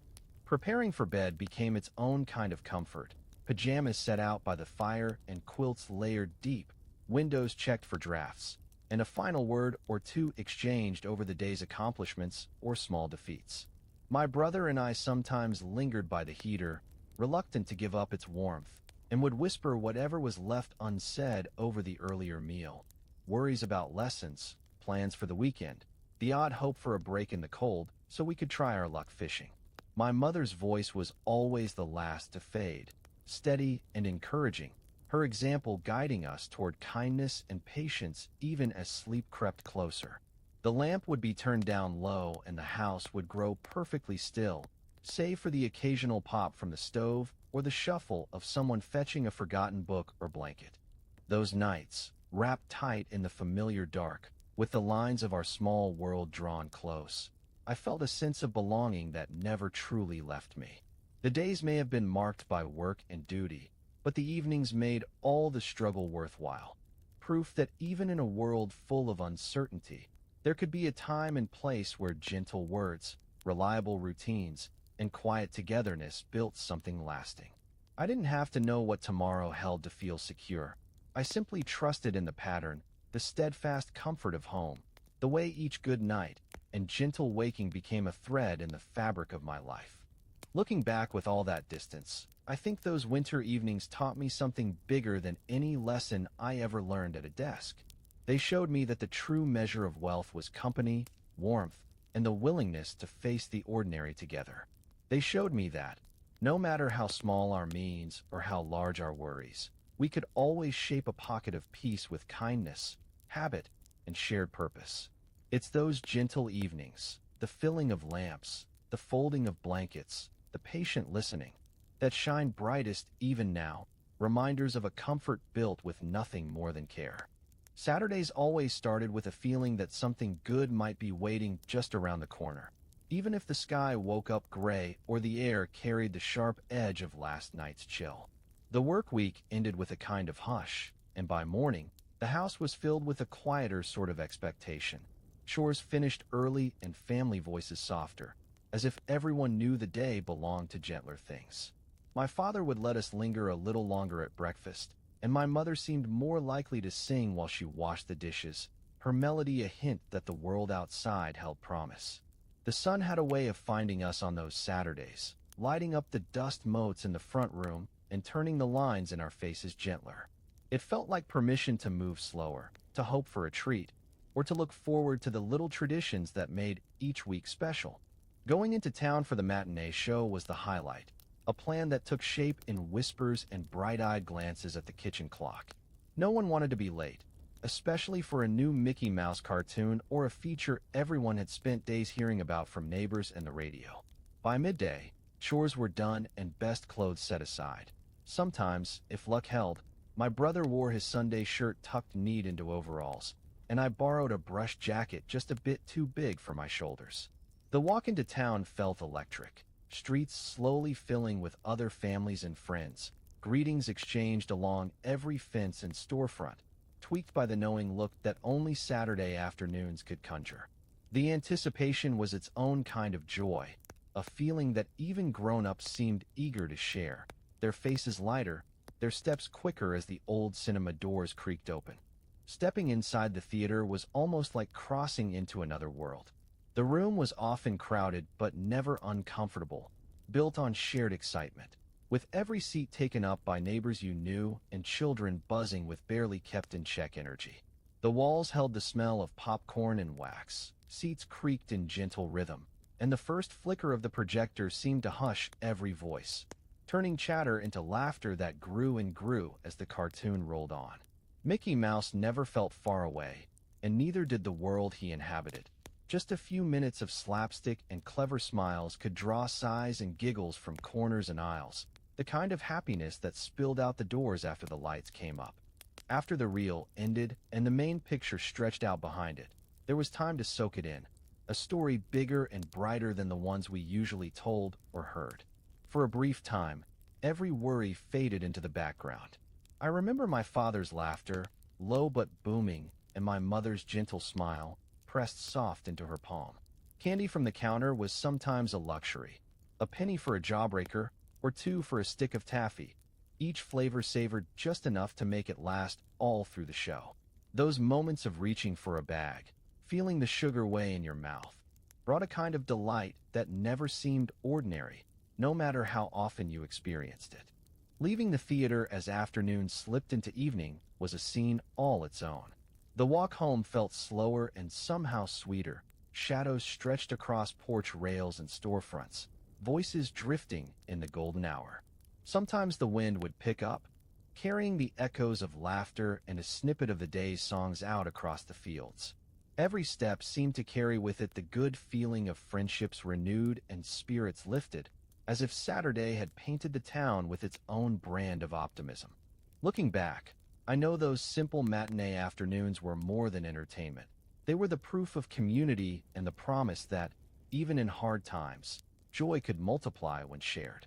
Saturdays taught us that small treats and a good laugh could outlast the gloomiest sky, and that the light spilling from an open theater door was sometimes, just for a while, the best hope a heart could hold. There was something magical about the candy counter at the theater that could turn a plain Saturday into something to dream about for weeks. Even before the show began, I'd find myself thinking of that little stand tucked just beside the entrance, its shelves bright with jars of colorful sweets, wrappers catching the sunlight that streamed through the tall windows like stained glass. My mother would hand me a coin, sometimes a penny, sometimes two, depending on how well the month had gone, and remind me to make it last, her eyes soft with understanding. The lines would move slow enough for every choice to count. There might be jawbreakers, fireballs, sticks of licorice twisted tight, or penny taffy wrapped in wax paper. Just the act of choosing was a kind of ritual, made rich by possibility. The shopkeeper, a man whose coat forever seemed dusted with sugar, always met us with a wink or a quiet greeting, treating our small transactions with a respect that made you feel important. Once I'd made my pick, sometimes a lemon drop that would outlast the whole cartoon, sometimes a treat I'd split with my brother. The prize was tucked away into my coat pocket, its presence a promise. I remember studying the swirls in the glass jars as the line behind me waited, each child weighing taste against value, the older ones trying to make their nickel stretch for siblings or friends. No one left disappointed, not really, because even a single hard candy lasted long enough to make its mark on the day. My father sometimes picked out a licorice twist, saying it reminded him of when he was young, and my mother would smile at the memory, taking a peppermint for herself if there was a coin left to spare. Inside the theater, every sweet was cherished. We'd pass the bag between us, careful not to rustle too much or spill anything at our feet. The sugar flavored everything. The air, the experience, the laughter that spilled between every bite. There was a gentle kind of camaraderie in those moments, the whispered sharing, the silent bargain that if you finished first you'd wait for the others. It would have seemed greedy to gobble your treat before the Mickey Mouse cartoon, so everyone found a way to savor, to hold on to the taste, making joy stretch as long as possible. By the time the movie started, the candy had worked its way into memory, part of the show just as surely as the music or the smell of buttered popcorn. Even after the movie let out, the candy counter still drew crowds. Some lingered, counting out leftover change, hoping for one last piece to take home for a younger sibling or to save for a rainy afternoon. It became a place of small, bright exchanges, stories traded, news passed along, plans made for the next week's matinee. A simple treat could shift the shape of a whole day, brighten moods, build bridges between shy neighbors, or the new boy at school, welcomed over a shared paper bag of sweets. When the lights dimmed and the laughter faded from the theater, the taste of those candies stayed. Walking home, I'd keep a jawbreaker tucked in my cheek, rolling it from side to side, savoring the slow melt that marked the last pleasure of the afternoon. My brother would count what he had left, the quiet hope that a small sweet at supper might keep the fun going just a bit longer. Looking back, I realize it wasn't really about the candy. It was about the promise of happiness, of routine, of small things made large by care and tradition. That counter meant comfort.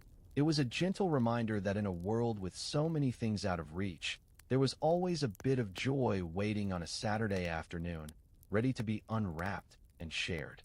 After the matinee let out and the last echoes of cartoon laughter faded behind the heavy doors of the theater, the town's little shops and busy corners took on a different feeling, a sort of lazy cheer that made every window, every threshold, seem brighter than usual. We'd spill out into the sunlight with a lift in our steps, the change from shadows to light making the world outside look almost new. There were small shops lining the main street, their doors propped open with dusty bricks, windows brushed clean for Saturday, and the smell of bread or freshly lye-soaped counters floating out each time someone ducked inside. The men who ran those stores wore broad smiles, their words clipped in the way of business, but soft when they caught sight of familiar faces. My father always greeted them by name, and my mother would sometimes stop to ask after a neighbor's health or a cousin's recent troubles, the conversation sticking together like syrup poured over pancakes, sweet, slow, and steady. It wasn't about buying much. Money was tight, and every coin had a job to do. But it felt important to pause, to look at new bolts of cloth or jars filled to the brim with pickles and preserves, to to listen as the shopkeeper told stories about how the goods had arrived or what had sold well earlier that week. Behind every counter there was a small community, a web of connections strong enough to catch families in lean times and light enough to pass along a bit of news, a recipe, or a word of advice. We'd linger in those aisles, my brother running his thumb along the wooden shelves, and I'd stand close to my mother as she bartered in her gentle, persistent way, each transaction less about gain and more about keeping ties strong. Children darted in and out, sometimes for a penny's worth of nails, sometimes to return an empty milk bottle or gather their mothers for the walk home. There was a group of older men gathered near the doorway, hats tipped back as they discussed weather and the latest baseball game on the radio. The older girls compared ribbons or dress patterns, practicing a sort of grown-up talk that made the whole show seem a little brighter, a little closer to the edge of the future. My father never hurried during these stops. Instead, he'd lean an elbow on the counter, swap a story about his younger days, and laugh in a way that let you know this, too, was a kind of rest, a chance to remember the world as something gentle. Sometimes a neighbor would come by with fresh eggs or a bunch of greens tied up with twine. There were no handshakes, just the easy passing of gifts side by side, and an unspoken promise that kindness would be returned, soon or late, with equal generosity. If something good happened, a marriage announced, a new baby born, it was celebrated in simple words and smiles, a pat on the back, a circle of warmth that stretched around the room. Even disappointments were softened there, dissolved into the comfort of collective understanding, the sort that made hard times easier to endure. In the slow drift through those small shops, I learned how to value the care and presence of neighbors more than anything that could be bought and boxed. There was a rhythm to small-town business that made every Saturday feel purposeful, even when we left with little more than a new story and the memory of laughter traded by the counter. Walking home with arms empty but pockets filled with promise, I realized that these places were proof of a community's strength, a chain of gentle souls holding up their part of the day, making ordinary lives feel not just tolerable but rich. Those afternoons weren't about what you brought home, but about where you lingered, how you listened, who you met along the way.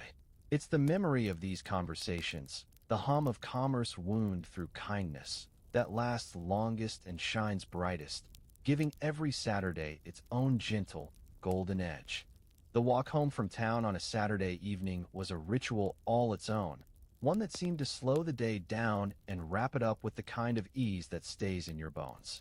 The sun would be easing toward the horizon, the afternoon's brightness giving way to that golden light that somehow made dusty roads and squeaky gates look like scenes from a warm old photograph. We didn't hurry. There was never any reason to, not when the air held a taste of popcorn or licorice, and neighbors passed in small waves, each family carrying their own bit of story from the day behind. With every few steps, we'd meet someone else headed our way, a friend from school swinging a bag of marbles, or a classmate showing off a new ribbon or trading a scrap of news about someone's cousin coming to stay through the harvest. All those small exchanges left a pleasant weight in your pockets, even if you'd spent your last penny at the counter. As my father led the way, boots scuffing slow and deliberate, my mother would press my brother's shirt flat or pat down my hair with a bit more attention than usual. She'd keep an eye out for stragglers, making sure no one lagged too far behind as fields opened up to swallow the light, and the trees threw longer shadows across the yard fences. Sometimes, if the wind picked up, you could hear laughter drift from porch to porch, the kind that grew from shared jokes or the memory of the matinee's best moment. It was a comfort, a sign that everyone had found something good to bring home, even if it was only a story shared over supper or a leftover bit of candy saved for Sunday. The road itself seemed softer, flattened by all those feet over the years, marked by the cart paths and shoe prints of 100 weekends.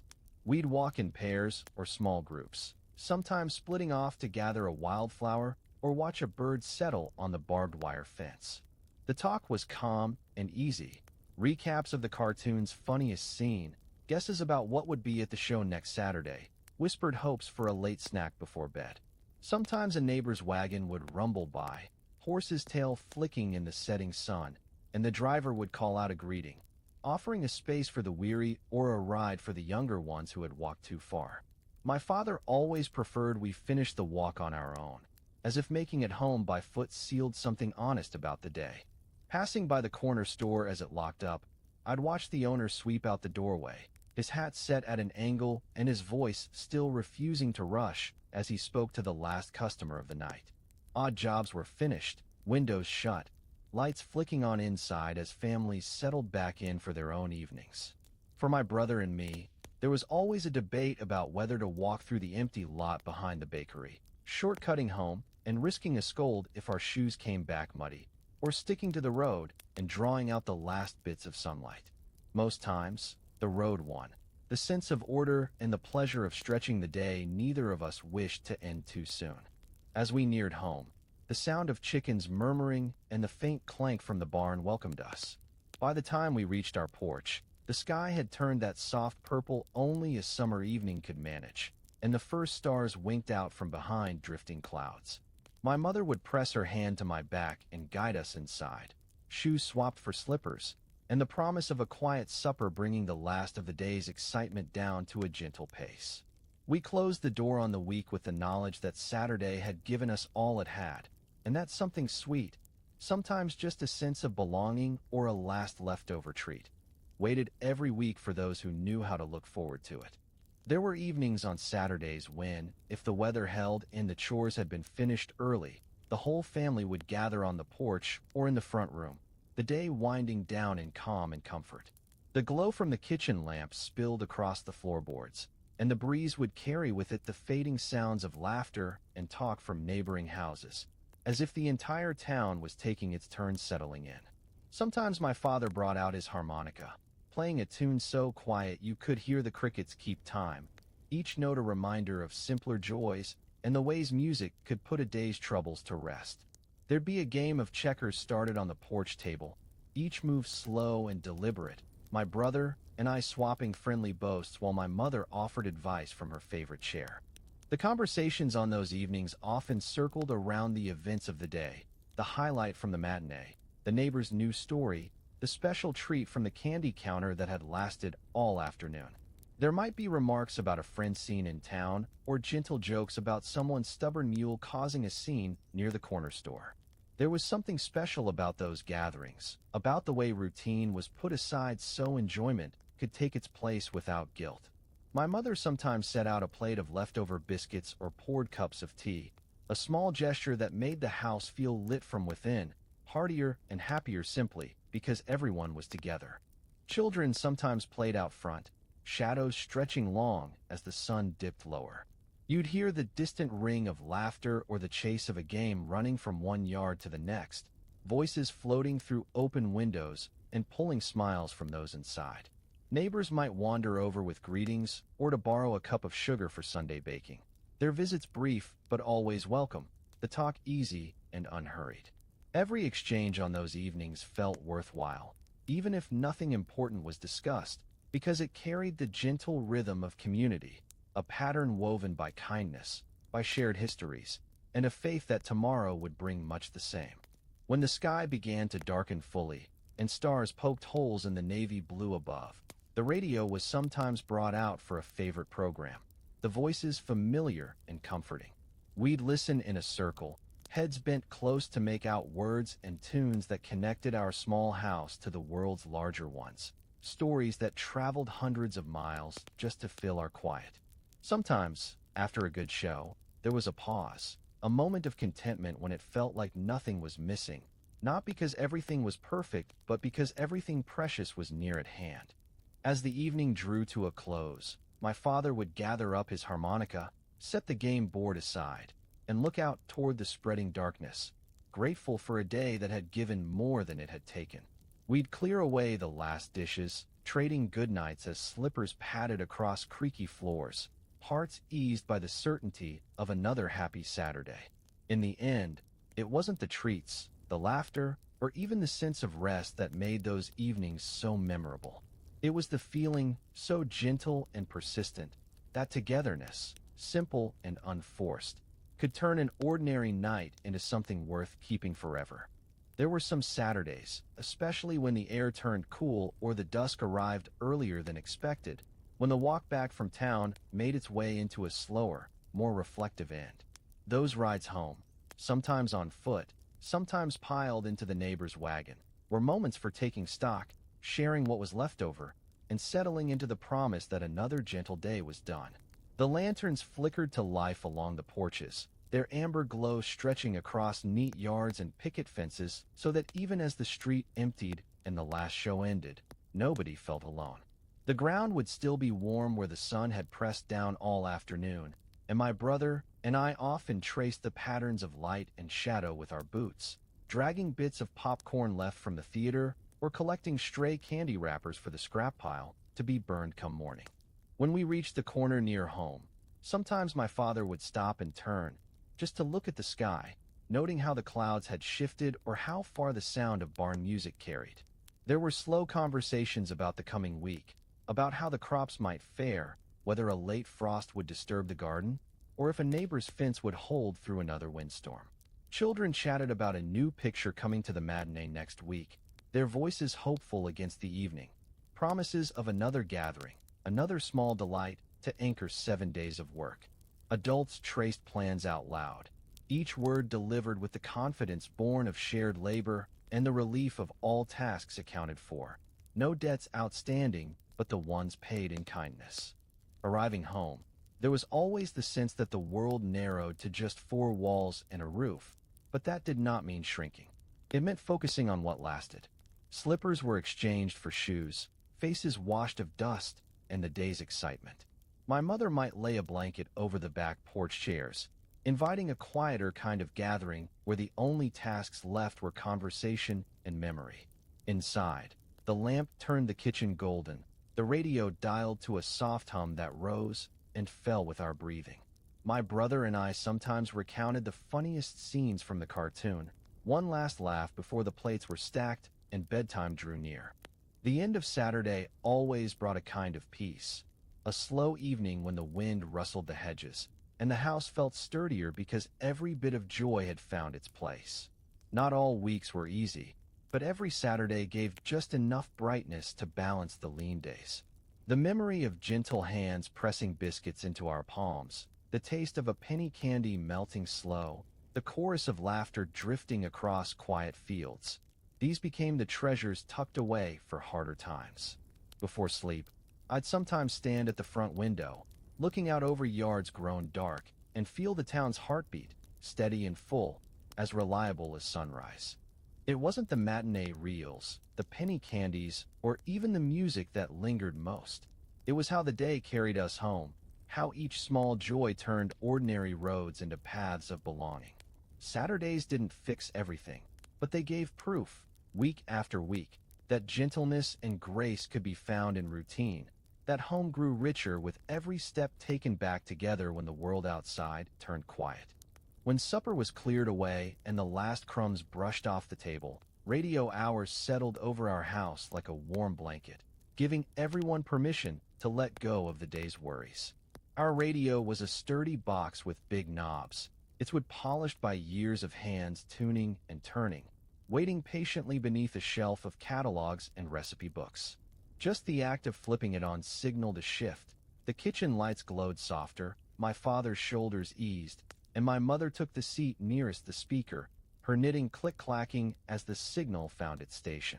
The voices that tumbled out were familiar as distant kin, newsmen with voices like gravel, singers with smooth tones, storytellers who could make you believe in faraway places and quiet triumphs born of nothing much.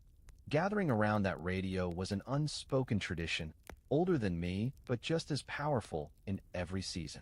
Sometimes, when the weather turned sharp or a storm rattled the windows, the familiar crackle and hum gave us courage. We'd draw closer, elbows brushing as we waited for music or stories to fill the room. Most nights brought a favorite program, maybe The Shadow with his secrets and mischief, or a comedy hour that set my brother off laughing so hard the lamp threatened to tip over. Children's voices grew quiet, grown-ups leaned in, each face caught by the light of promise and imagination. For much of the year, the radio was a lifeline, stretching across miles, making neighbors of all who listened. Those hours weren't hurried. My father set aside his newspaper, pausing to hear an account from Washington or out west, his brow furrowed and then eased by the soft assurance that, for now, all was well at home.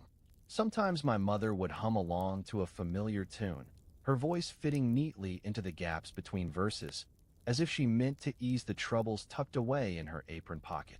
These were precious times, not because anything grand ever happened, but because the simple act of gathering built a feeling of togetherness that no sorrow could easily break. The best evenings always included a little suspense.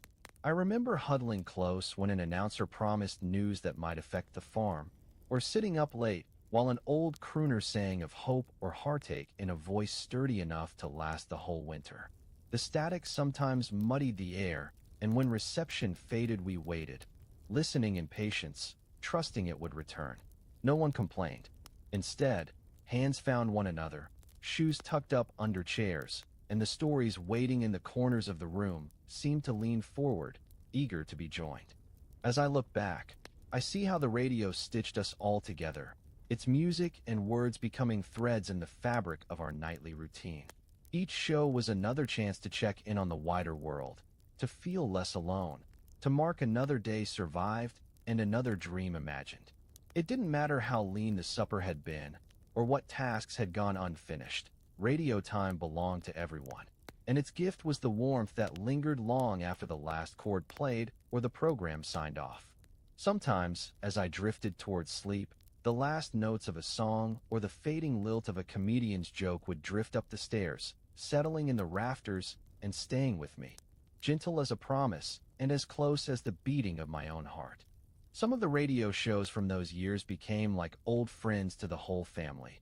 Voices you'd know anywhere and tunes that could turn even a hard day soft at the edges. These were the programs that kept us company, steady and reliable, telling stories or sharing jokes in ways that made our small house feel linked up with places bigger and farther than anyone in our town had ever been. My mother could recognize the host of her favorite variety show just by the way he cleared his throat before speaking, a kind of comfort you don't get from paper or movie screens. My father would nod along with the sports report, maybe grumble about how nobody at the station gave enough attention to the local ball teams, always teasing that just once he'd like to hear the name of a neighbor called out over the air. It wasn't just the news or the music, it was knowing the cadence and character of each voice, finding a kind of friendship in the regular way they returned week after week. There was a New York comedy program that set my brother laughing so sudden and loud he'd get a scold for nearly knocking the lamp from the table. My uncle, who visited sometimes on Saturdays, would wait by the door until the mystery show started, certain that this was the only hour you'd find peace enough to listen without interruption. When someone missed a broadcast, maybe for chores or company, another would fill in the gaps the next morning at breakfast, retelling the best parts, mixing up details, but holding tight to the feeling that nobody was left out. Those voices became signposts in the week.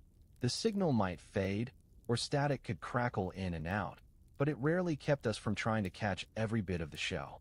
On snowy evenings, my father might tinker with the antenna, climbing up onto a chair and asking for quiet while he tuned and retuned.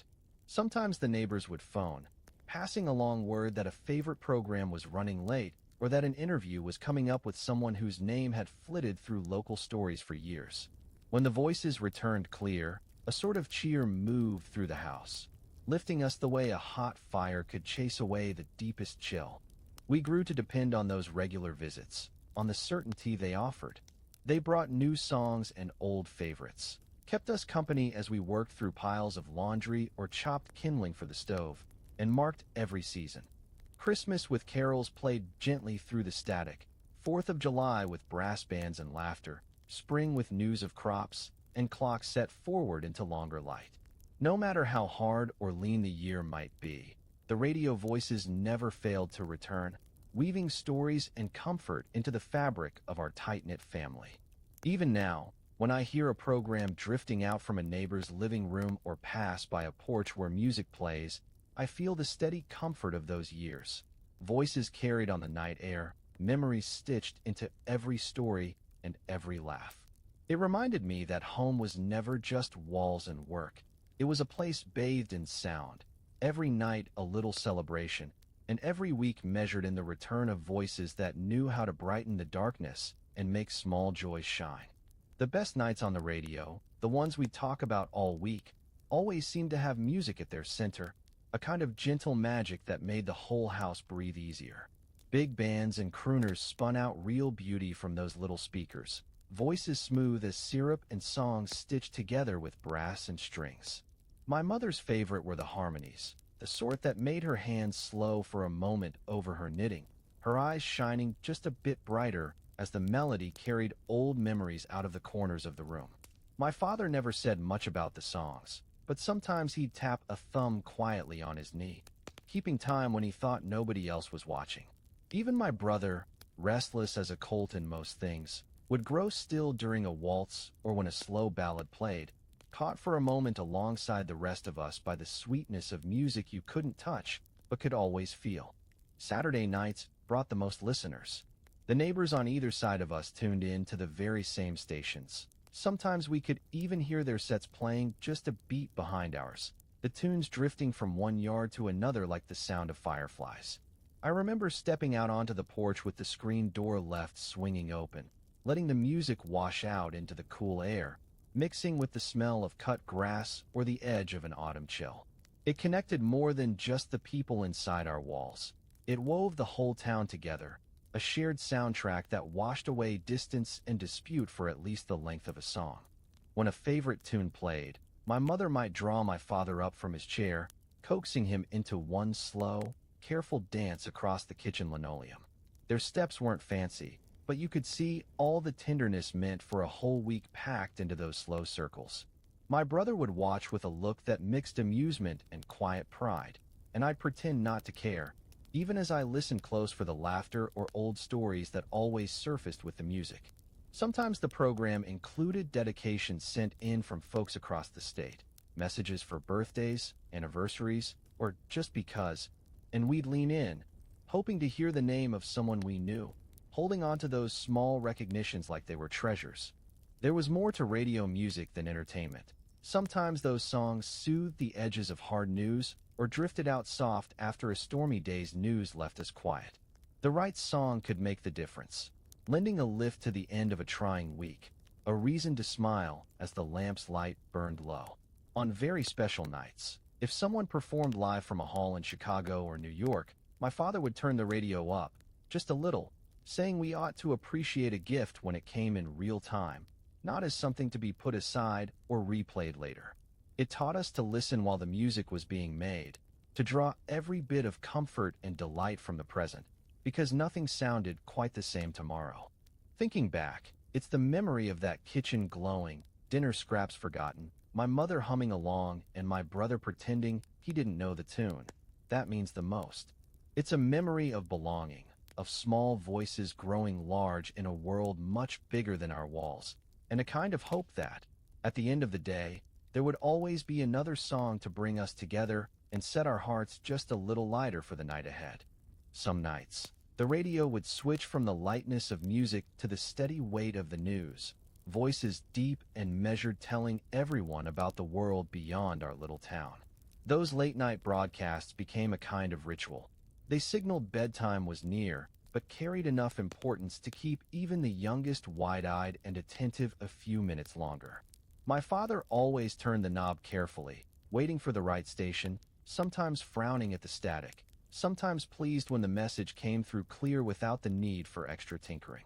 He'd listen first, and then, knowing we were all in earshot, repeat the main points in his own words. Never dramatic, never fearful, just straight and honest, the way a person might talk about weather or harvest. The news programs had their rhythms, reporting on leaders and elections, offering details about the country's troubles and triumphs, but also reminding folks of the ordinary, the weather patterns rolling in, market prices that might ease a bit of the month's worry, the opening of a road, the arrival of a new family in a far-off state. Sometimes, news from beyond would bring a moment of quiet to the kitchen, the mention of a solemn headline, a disaster far away, or a story of hope. My mother, holding her knitting, paused mid-stitch, my brother pretending not to be listening while his eyes flitted back and forth. It always made the world feel bigger and smaller in one breath. Bigger for all the things happening elsewhere. Smaller because the stories made their way right to our table, no matter how far miles stretched between. On hard nights, when the news wasn't good, when the markets collapsed again or war was mentioned a little more often, there was a comfort in the way my father kept things level, offering his own kind of assurance that, whatever happened out there, he'd see us through it. My mother would sometimes offer her version of hope, remembering a time she and her sisters made do with even less. Her voice as steady as the lamp's glow and her kindness radiating through the dips and lulls of the broadcast. It was not that we ignored trouble. Instead, we learned to share it, to weigh it, and to tuck away the worst until morning brought another chance at fresh air and new beginnings.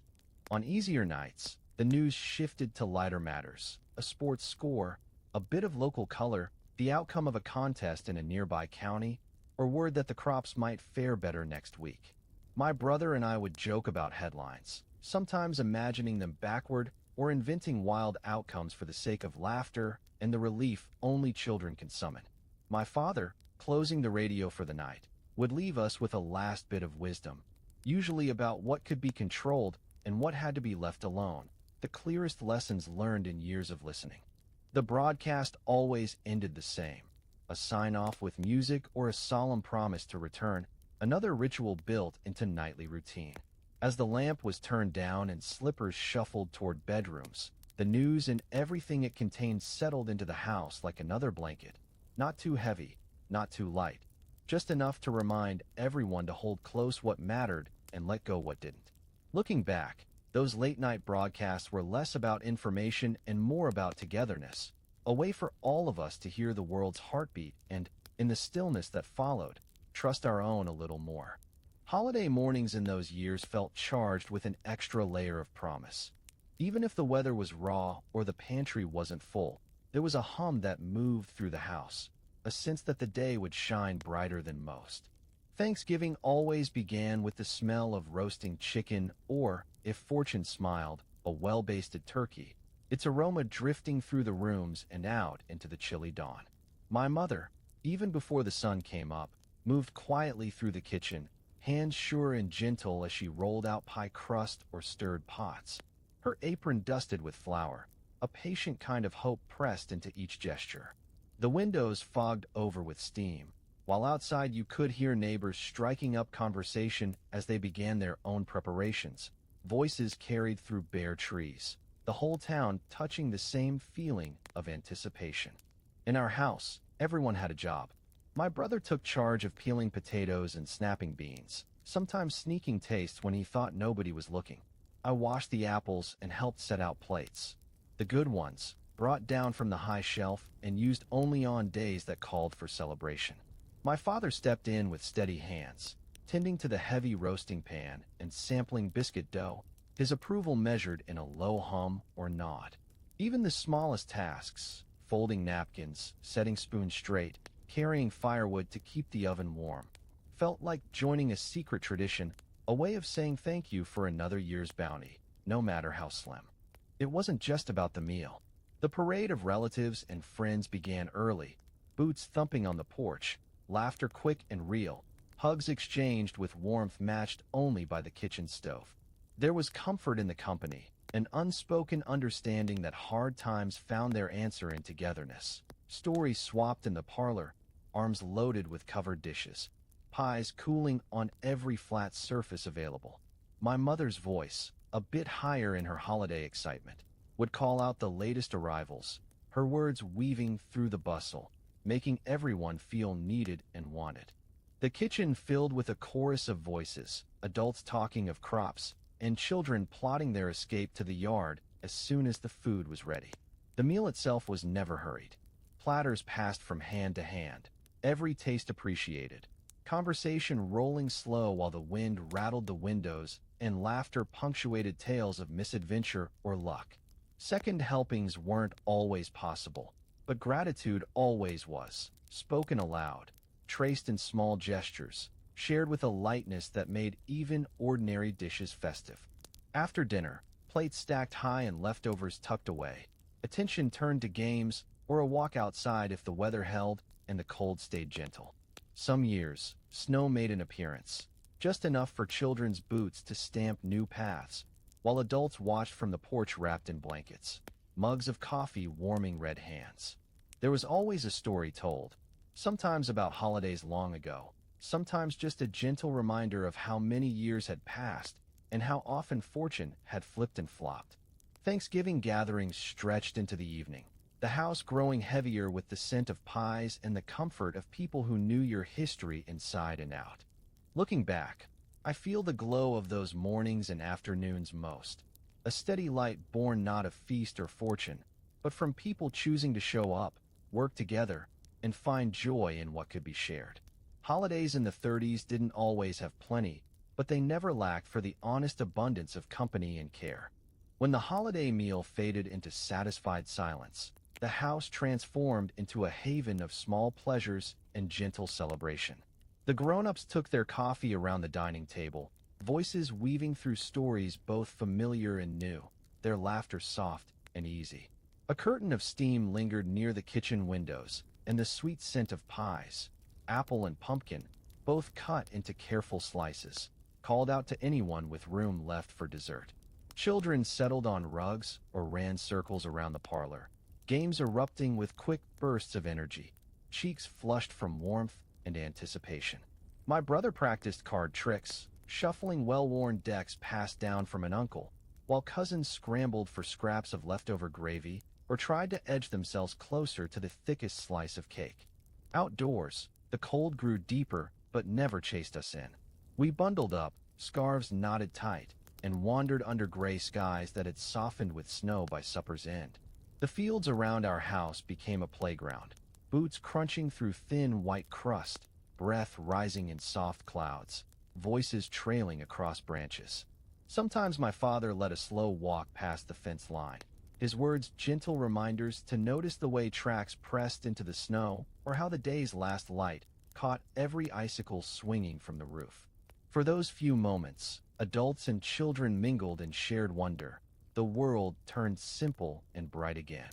Late afternoons brought music, a violin coaxed from its case, played by a cousin with nimble fingers, or a hymn sung out, clear and earnest, by older relatives clustered near the stove. My mother's voice was steady, leading all who cared to join, her tone rising through the harmonies like a warm blanket. These songs belonged to everyone in the room, carrying memories from long ago and making new ones in the present, shaping a legacy of comfort that lingered even after coats were hung and boots were stacked near the door. Before evening drew in fully, someone always suggested a game around the table, checkers with penny bets, riddles pitched and puzzled, or stories told round-robin style, each guest adding a twist or flourish to the tale unfolding. Candles replaced lamplight, their flames soft and shivering in the draught, casting moving shadows across faces bright with company. My father liked best the contests of wit, old jokes relished and remade. Gentle teasing swapped so easily you'd forget any trouble that came before. When guests at last prepared to leave, footsteps echoing down the porch, hugs given with extra squeeze, promises made to meet again soon, the house remained full, heavy with the glow of shared time. My mother would tidy up, working quietly amid the comfort of spent laughter, while my brother and I found seats beside the stove, trading secrets or planning for next year's gathering. Even the leftovers were savored, biscuits tucked away to sweeten a later breakfast, gravy ladled over potatoes for a Sunday supper. Each bite another reminder that celebration means making the most of what's given. Thinking back, it's the aftermath of those holiday feasts I find most dear, the slow drifting from meal to warmth, the ripple of games and song, the way togetherness stretched on long after the last plate was washed. Holidays then were measured not by abundance or spectacle, but by the lingering joy of work shared, laughter repeated, and love present in every small act of care. As night descended and guests dispersed into the cold, the house settled into a rare kind of stillness, each room bearing the gentle imprint of celebration and presence. The scent of cinnamon and roasted chicken lingered like a balm, and the candles burned lower, their flames throwing flickering shadows across tired faces softened by the joy of company. My father checked the doors, making certain every latch was set and every window drawn tight against the wind, while my mother gathered the last dishes, her hands sure and grateful as she moved through a kitchen that seemed larger for all it had held. My brother and I circled near the stove, snuggled up in blankets, trading impressions from the day, how the pie tasted, which story drew the best laughter, and whether the snow would stick enough for sledding come morning. These late hours were less about activity and more about soaking in togetherness. The radio sometimes came on at low volume, old Christmas songs or a soft, steady voice sharing stories from faraway towns, each one becoming part of our story for the night. Sometimes, if talk turned to older years, my parents would share memories from their own childhood holidays, slippers warming by fires, games played under gaslight, letters written in careful hand to relatives who lived a day's journey away. Their words painted images of years when gifts were simple, when the brightest treasures were time offered freely, and every guest felt dear. The warmth inside our house was precious, built layer by layer from the day's busyness, the work and joy braided together to make even the smallest gestures shining and lasting. My mother wrapped leftovers for the morning and made lists of gratitude in her mind, every kindness of the day finding its way into quiet hope. My father, drawn by the hush, sat a while by the front window, his gaze drifting over the dark fields, the golden glow of neighbor lamps marking the scattered heartbeat of our community. There was a sense, then, of being part of something sturdy and true, a web of connection strong enough to hold through the leanest weeks and the length of any winter. Sleep came slow and sweet, the house kept safe by conversation and comfort. Blankets were tucked close, and the sound of a clock in the hallway marked the peace we'd earned. The snow outside muffled the world, and I drifted off knowing that the magic of these gatherings came not just from the meal or the laughter, but from the feeling, deep and quiet, that we belong to one another. In the years since, it is that feeling I treasure most, the memory of gentle voices, of hands held, of stories stitched into long evenings, whispering that love, once shared, never really leaves. Each holiday evening seemed to linger longer than any ordinary day, the mood shifting from hustle and laughter to a deep, unhurried peace as families settled in and the snow thickened outside. There was a sweetness to the quiet, a feeling that every chore was well earned, every celebration properly honored. My mother would draw the curtains, closing out the night with a gentle touch that made the house softer, almost magical beneath lamplight and flickering hearth. The fire, built high for warmth and cheer, snapped and sent its glow across the parlor, transforming everyday corners into cozy alcoves where voices could drop low and secrets could be whispered without fear. Children were allowed a small treat, sometimes a second slice of pie, sometimes just the chance to stay up past bedtime and listen to stories usually saved for grown-ups. The tales traded around that fire were more than entertainment. They were testaments to endurance, acts of hope spun from hardship, or the memories of holidays where luck turned, just for a day, in favor of a struggling family. My father's favorite was the story of one winter when the turkey was lost to a roaming fox and neighbors arrived with ham and bread, their generosity enough to keep Christmas festive. My mother's recollections ran gentler. Homemade gifts wrapped in old newspaper and laughter shared over scavenged decorations pinned to the mantel. There were moments, too, when music filled the quiet. An old accordion might be brought from the cupboard, its bellows wheezing but bravely carrying a familiar tune. Voices joined in, some strong, some shy, finding harmony in tradition. Sometimes a cousin plucked out rough chords on a borrowed guitar, everyone patient with missed notes, delighted simply by the sound.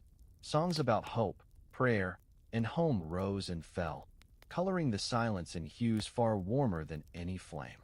It was during these musical spells that worries faded and the bonds within our walls tightened.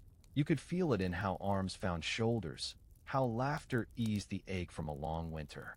The evening spun on with soft conversation about the days ahead, little plans forming for the new year, wishes and resolutions spoken with modest certainty.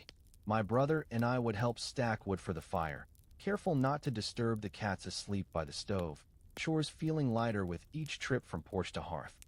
The adults made lists for tomorrow, promising to visit elderly neighbors, to share leftovers where needed, to carry the spirit of the holiday forward into cold January days. As bedtime approached, my mother checked our blankets and tucked us in with perfumed kisses, lavender if she had any, else just the sweet scent of flour lingering from a day spent baking. She would stand by the doorway a moment longer, looking out into the dark as if sending thanks to whoever was listening for all the small wonders granted that year. The fireplace dimmed, but the warmth remained, and I'd fall asleep under its spell, the glow from celebration lingering in the quiet corners of my dreams. Looking back, it's these gentle endings that endure. The way the house held us a little closer, the laughter and music turning into quiet comfort. The unseen blessing felt strongest as the world outside slipped into hush and we drifted into rest, grateful for one another and always just a little more hopeful for what lay ahead. Mornings after the holidays always arrived softly. No hurry, no worry, just the gentle sense of new beginnings layered atop the lingering warmth of celebration. The first light would seep through frosted panes, painting slow shapes across the kitchen floor as my mother put on water for oatmeal and sorted through leftovers with patient hands. The echo of laughter from the night before floated like perfume in the early air, and every plate stacked beside the sink spoke to fullness and gratitude rather than work undone.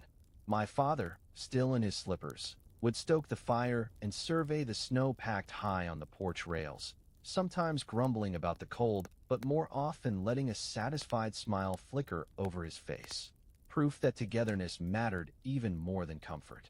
Breakfast was simple, but flavors were brightened by pies reheated in the oven, biscuit crumbs swept into bowls of warm milk, and the last of the gravy poured atop potatoes left from dinner. My brother and I would help set the table, sometimes playfully fighting over who got the last slice of apple cake, sometimes just pitching in to make the morning light and kind. The house quieted as every guest who'd stayed overnight wiped the sleep from their eyes, their cheerful hellos blending into the shared rhythm of cleaning up, planning ahead, and holding close the spirit of the holiday just past. After dishes were done, the day stretched out in gentle possibility. Some would take a walk out back, bundled in coats for a tour of the snowy yard or a check on the barn where animals, too, waited for a bit of extra feed and comfort. Inside, my mother tucked away good linens, humming as she folded cloths and set aside special serving plates for their next outing months ahead. The work was steady but cheerful, made lighter by the memory of voices that filled the house just hours before. By mid-morning, attention turned to visiting neighbors, sharing leftover pie, dropping off packages for those who couldn't come by, offering hands to older friends who needed help with snow shoveling or fence mending. My father took me along, explaining in quiet tones the importance of kindness after celebration, that joy isn't meant to linger unused but should be passed along. At every door, there was gratitude, sometimes a story exchanged, and always a reminder that holidays lived on through gentle acts, neighborly gifts, and goodwill left behind. Inside, the radio played softly, carrying out more music and the slow news of other families marking their own special mornings. My brother would settle in with a book, tracing the corners stained with cocoa, while I helped my mother arrange flowers rescued from the cold, small, simple bits of brightness meant to keep the mood alive. Even chores felt lighter, touched by the hope that another holiday would come in its own time, bringing with it more laughter, shared work, and moments of true comfort. Looking back, it's these quiet mornings after, full of leftovers, soft intention, with every heart pointed toward kindness, that seem both the simplest and the sweetest. They remind me that what lasts most from holiday gatherings isn't the feast or the noise, but the gentle, sustained spirit of togetherness that finds its way into every day that follows. As the day after the holiday moved gently onward, a quiet gratitude hung in the air, settling like the soft light that filtered through frosty windows. The house felt somehow both empty and full, its corners echoing with the footsteps and laughter of every friend and cousin who had passed through. its kitchen still sweet with spice and the warmth of 100 small kindnesses. Every task, from sweeping up pine needles to tucking away platters and chairs, took on the shape of a ritual, an act of preserving the spirit that had drawn us all together. My mother would pause often, hands resting on the back of a chair or the edge of a pie tin, her gaze far away and gentle, lost in happy recollection. My father's voice would rise from the next room, calling for a tally of what was still left to do, but the urgency had softened. There was no schedule, just the sense that the day belonged to remembering and lingering. After breakfast, the daylight invited us outside, and those who were able bundled up for a walk beneath the bare, glinting trees. We'd traced the same paths we'd known since childhood, boots crunching over snow and hearts thumping steady as we pointed out fox tracks, scattered seed husks, or the sharp shapes of icicles catching the sun. Small talk ran to next year's plans or the family stories that always resurfaced once the chores of hospitality gave way to quieter hours. Every so often, we'd pass another neighbor doing the same, nodding in silence, smiles blooming just from the pleasure of a morning spent together after a night of celebration.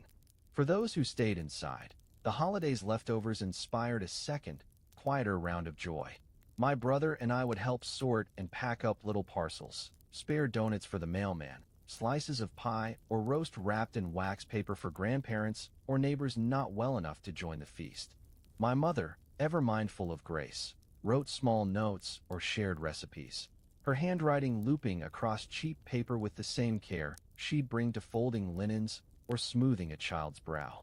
The house seemed to exhale, not from exhaustion, but from real, satisfied fullness.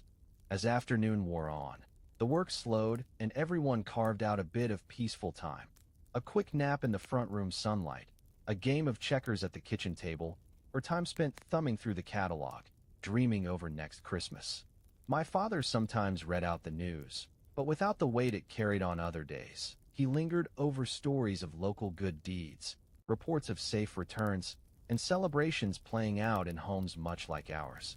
The radio warbled a cheerful tune, and now and then the cat would leap to the windowsill, curling up on a patch of sun with the same contentment that filled us all. By sunset, the last chores finished and leftovers finally tucked away, we'd gather once more in the living room for the day's last warmth. A mug of cocoa, perhaps, or a bit of leftover ham pressed between slices of bread. The conversation would return to memories. The year the tablecloth caught fire and everyone laughed until they cried, or the time snow kept the entire family an extra day, turning strangers into close companions. The peace wasn't just the absence of worry. It was the unmistakable glow that endures when kindness has been given and returned, when bonds have been strengthened quietly, without demand. These closing hours, softer than the night before, always felt like a benediction to the season, a final reassurance that, even as the world turned back to its routine, the miracles of comfort and connection would echo through every ordinary day that followed. In the hush that gathered before sleep, I would thank the quiet, thank the laughter, thank the steady heartbeat of family, knowing that, with every gathering, every small feast, and every extra chair pulled up to the table, we had sown something good and lasting into the fabric of our lives.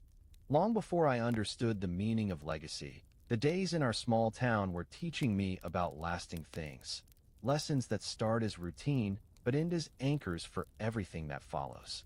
Childhood moved quietly, mapped by the slow turn of seasons, the rhythm of daily chores, and the steady influence of grown-ups who measured worth in patience and principle rather than noise or show. Each morning, the sunlight on the porch and the kitchen's soft chorus of voices set the tone. My mother believed breakfast was the start of every good habit, and my father insisted that honest work, no matter how small, was its own reward.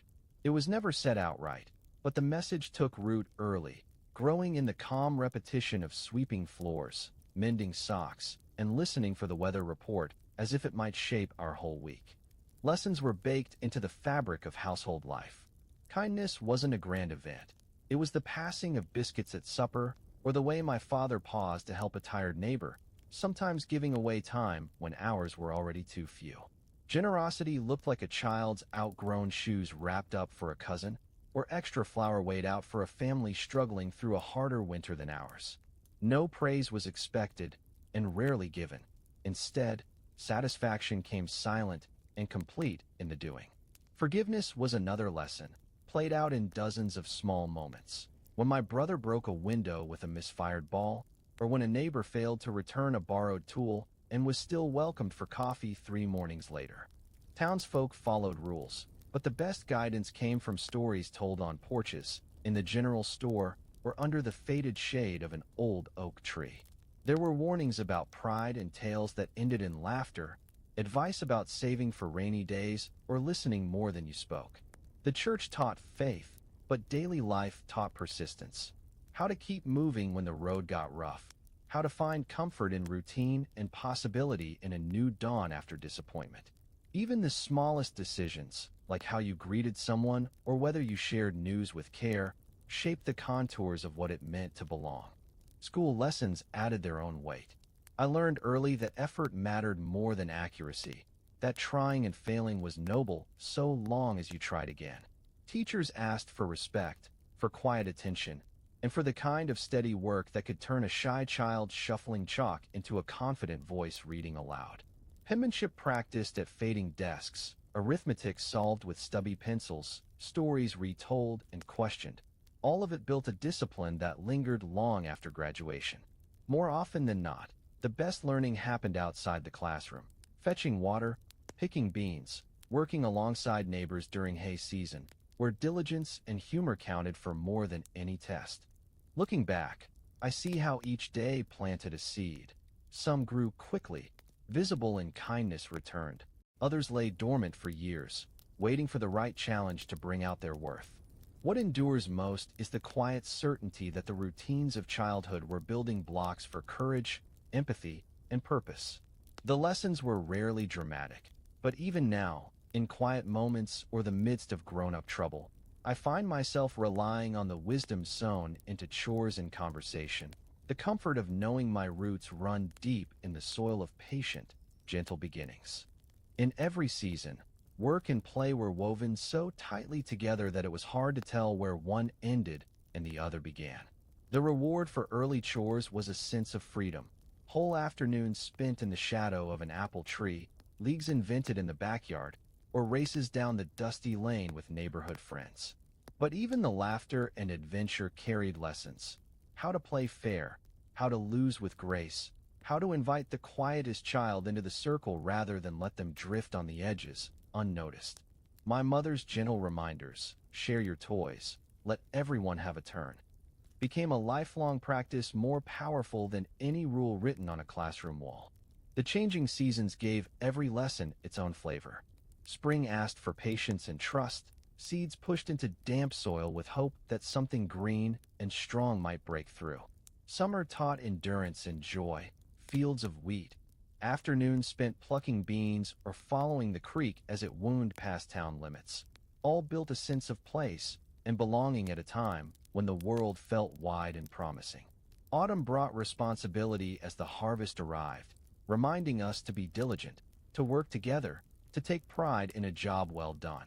Winter demanded focus and resilience, teaching me that warmth comes from company as much as from wood piled behind the stove, and that grace grows strongest in days spent sharing what little you have. There were lessons in loss, too, always delivered with a neighbor's gentle touch. When a pet died or a failed crop threatened to shrink the pantry, the community responded, not with pity, but with a practical kindness. A basket of eggs left on the porch, a story told at supper about surviving lean years in the past. I learned that sorrow is a shared task, and that honesty in admitting pain can open the door to comfort rather than judgment. Loss made our household softer, more willing to help the next family struggling, and more grateful for every small success. In surprising ways, ordinary routines became training for the future.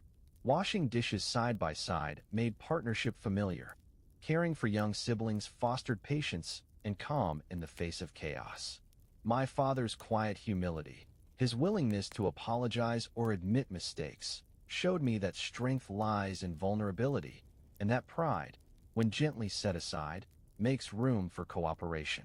My mother's attention to small celebrations, homemade cakes for birthdays, extra sprinkles on holiday bread, taught that joy comes from effort, not extravagance, and that giving time and care means more than giving things. Some evenings, as the sun slipped behind distant barns, we talked about what mattered beyond our day's borders.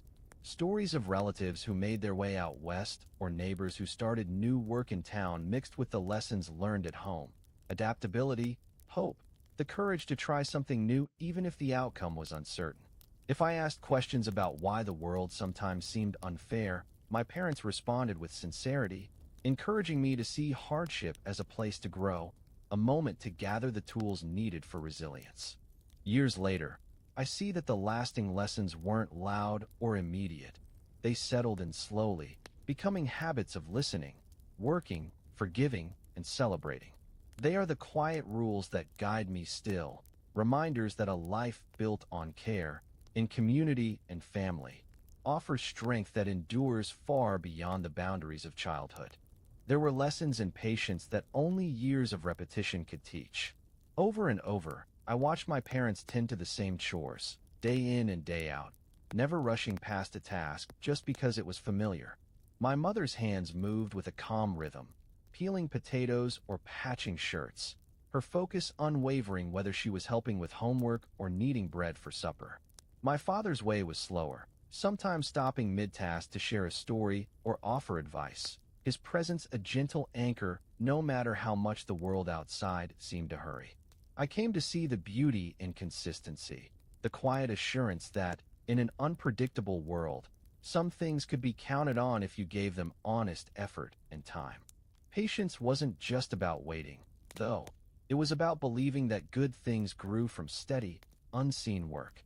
The best apples ripen behind green leaves all summer long, invisible until fall's first chill revealed their color. Friendships, too, needed careful tending, their roots grown deep in rows of shared chores, whispered worries, and laughter traded on porch steps after dark. I learned to trust the slow accumulation of trust, how one kind word or a helping hand, repeated 1,000 times, could transform acquaintances into kin. The greatest lesson in patience came when things did not work out as planned. We had years when the garden failed, when even the best efforts yielded little, and disappointment ran quietly through the house. In those moments, my mother taught us the dignity of accepting what was out of our control and the importance of returning the next day to try again. My father's strength lay in his refusal to assign blame. Instead, he would find some silver lining, however small, and keep at the work, believing that hard times, too, would pass. From them, I learned that resilience is not about denying hardship, but about facing it with grace, a lesson that has since become the foundation on which I build every hope. Community life provided its own lessons in endurance and perspective.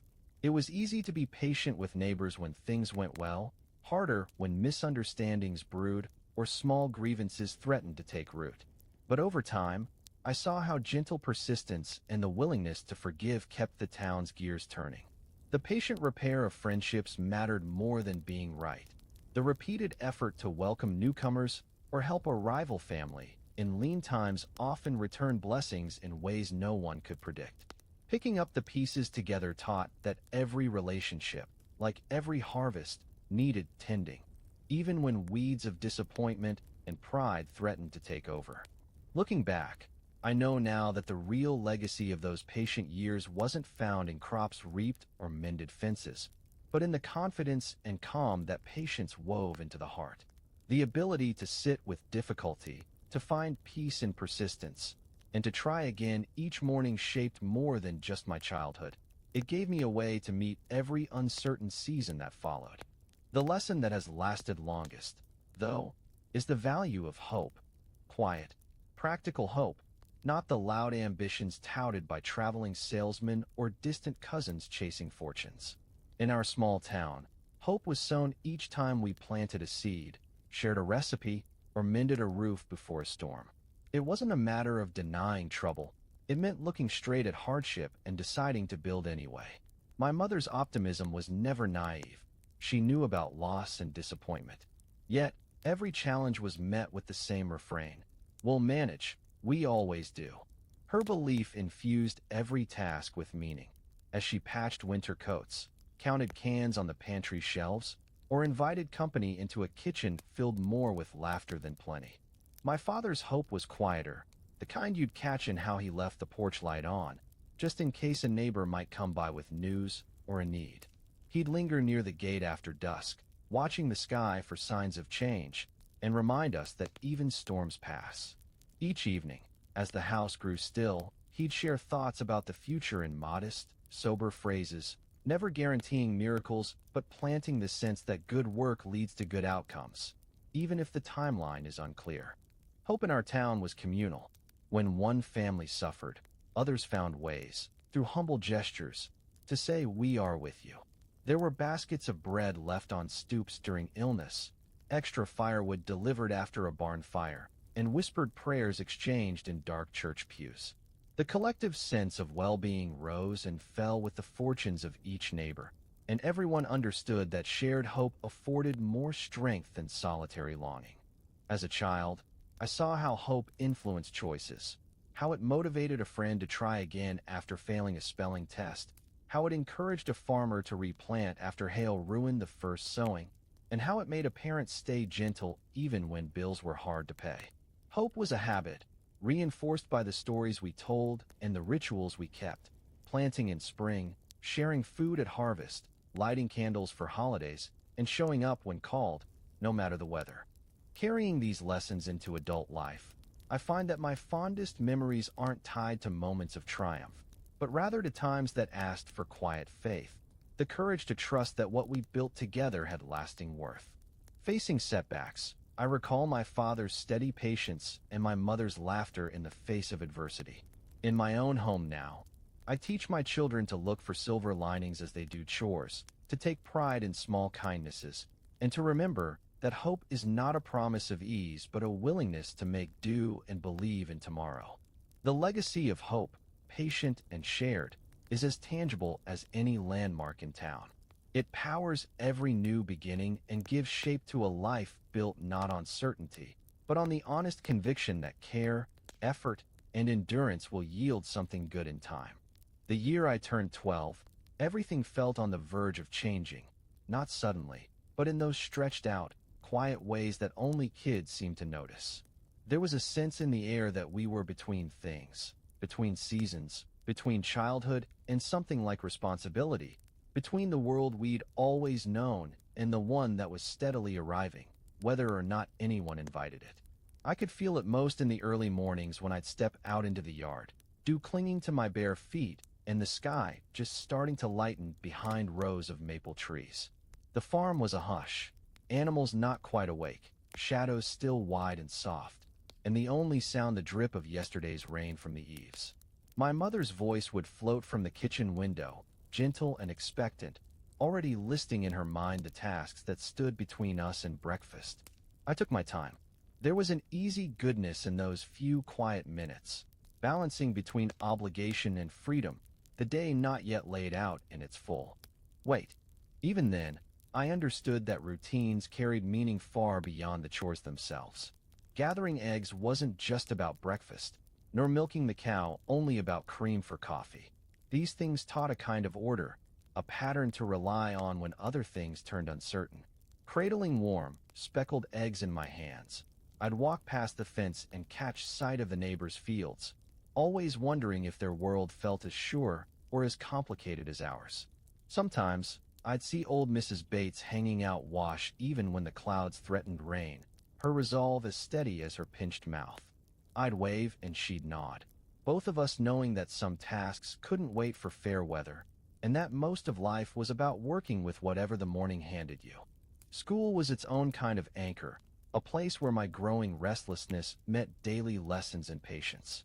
I sat near the window, always half dreaming of open spaces and distant roads, but the teacher's voice kept us tethered, her chalk on the blackboard, her steady gaze tracking every fidget and sigh.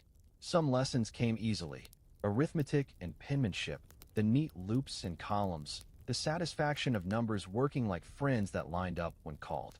Others required effort and awkwardness, like standing in front of the class to recite a poem or answer a question, my voice threatening to crack with nerves. I learned just as much from mistakes as successes, especially on the days when my seat creaked or my tongue tangled. My teacher never scolded harshly, just reminded me that every error was part of the process, that no one made progress by hiding from struggle. Recess was freedom. The moment the bell rang, we'd spill from our desks like water poured from a bucket, arms open, feet pounding toward the far fence, where the grass grew wild and the rules softened. We played hard, kicked the can, Red Rover, tag with a dozen different sets of ever-evolving rules. The oldest children crushed wild clover in their hands and dared the rest of us to races, the kind that left you breathless and laughing, certain there'd never be another day quite like this one. It didn't matter who won most days, only that everyone was included, that no one sat by alone. There was a code among us. Share the best marbles, defend the shy ones from teasing, forgive the accidental push in the heat of a game, and walk a kid home if they'd scuffed a knee or lost their courage in a careless moment. These friendships felt as essential as bread.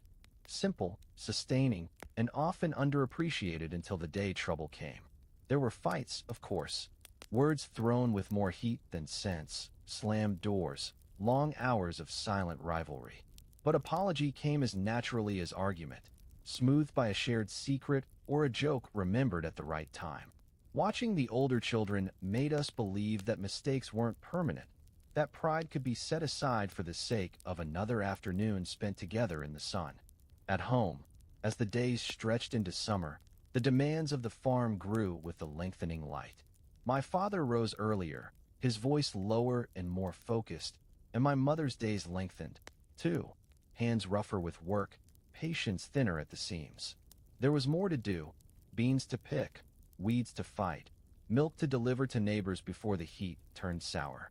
My brother and I learned to split the work, one tending to animals, the other to the endless weeds, switching every week to keep resentment from growing. We counted our hours not in coins, but in the promise of fishing on weekends, or an extra helping of dessert if the kitchen yielded enough. Dinners were the heartbeat of our routine. Laughter and sometimes arguments, recaps of the day's triumphs and stumbles, all washed down with strong tea or, on good nights, ice-cold lemonade. My father told stories from his own boyhood, hard winters, good neighbors, the lesson that you don't measure a man by how he stands in good fortune, but how he faces a lean July or a harvest ruined by hail. My mother's stories were softer, often about kindness returned in unexpected ways or how neighbors pulled together in times when there wasn't enough to go around. We grew up believing that nothing you do for your family or friends is wasted. Even if the world never notices, you carry the benefit inside you. Sundays unfolded differently, a collective exhale, where the rush and effort of every other day quieted to a gentle hush. My best shirt was pressed, shoes shined, and hair smoothed with more care than skill. Church was less about doctrine in our house, more about community, a weekly gathering not just of faith, but of possibility. The hymns rose in the small, bright sanctuary, every note stitched with hope or remembering. I loved the rhythm of voices rising together. The moment the preacher called for joys and concerns, and everyone took their turn sharing worries that were, for a moment, lighter just for being spoken aloud. We listened because we believed it mattered, because in a world bigger and more complicated than we could fathom, this was our way of reminding each other that burdens could be shared, grief would be recognized, and joy needed to be multiplied. Sometimes after church, we'd linger outside, my parents deep in grown-up conversation, weather, crops, the slow advance of electricity across nearby towns. My brother and I would chase dandelion fluff across the grass, or make daisy chains for the smallest children. The adults all kept half an eye on us, ready to intervene if a quarrel flared, but mostly content to let us run ourselves tired. The afternoons, as a rule, belonged to visiting or resting. Sometimes, neighbors stopped by with rhubarb pies or news from relatives in far-flung counties. Sometimes, we hosted cousins, our house filling with laughter as we played games and snuck bites from kitchen counters while the grown-ups reminisced in the next room. Other Sundays, my father took us fishing, his instructions a mixture of patience and gentle teasing, his memory sharp for every bend and current in the muddy river. We learned more than how to cast and wait. We were taught the value of silence, of watching for the faintest tug, of trusting that even when nothing bit, the time together mattered. My mother's lessons came quieter, in the way she planned our picnic baskets or stitched a torn lining while waiting in the shade, teaching us that care could be expressed in every small detail. The return to routine late Sunday always carried a bittersweet edge. Clothes laid out for the week, water set to boil for washing, school books checked, and pencils sharpened. The youngest children went to bed early, drifting off to the sound of radio music, while I would linger, eavesdropping on my parents speaking softly about bills, about the fence that needed mending, about worries that felt far away until their voices dropped to a whisper. I didn't always understand their softness, their moments of visible fear or doubt. Only looking back do I recognize how hard they worked to hold the household steady, to never let uncertainty outpace hope, to make sure every child went to bed believing that tomorrow would dawn steady and promising. As I grew, my responsibilities and my understanding of the lessons that shaped me deepened. I began helping with larger jobs, patching the roof, mending wire, sinking fence posts in the stubborn ground. My father's instructions were brief. He showed as much as he told, correcting me only when absolutely needed. There was a pride in earning his quiet approval, in seeing my work folded into the daily operations of the home. My mother praised with a squeeze of the shoulder or an extra slice of pie, her trust shown in every new duty granted. School continued, but now the horizon felt wider, the lessons both more immediate and somehow less urgent.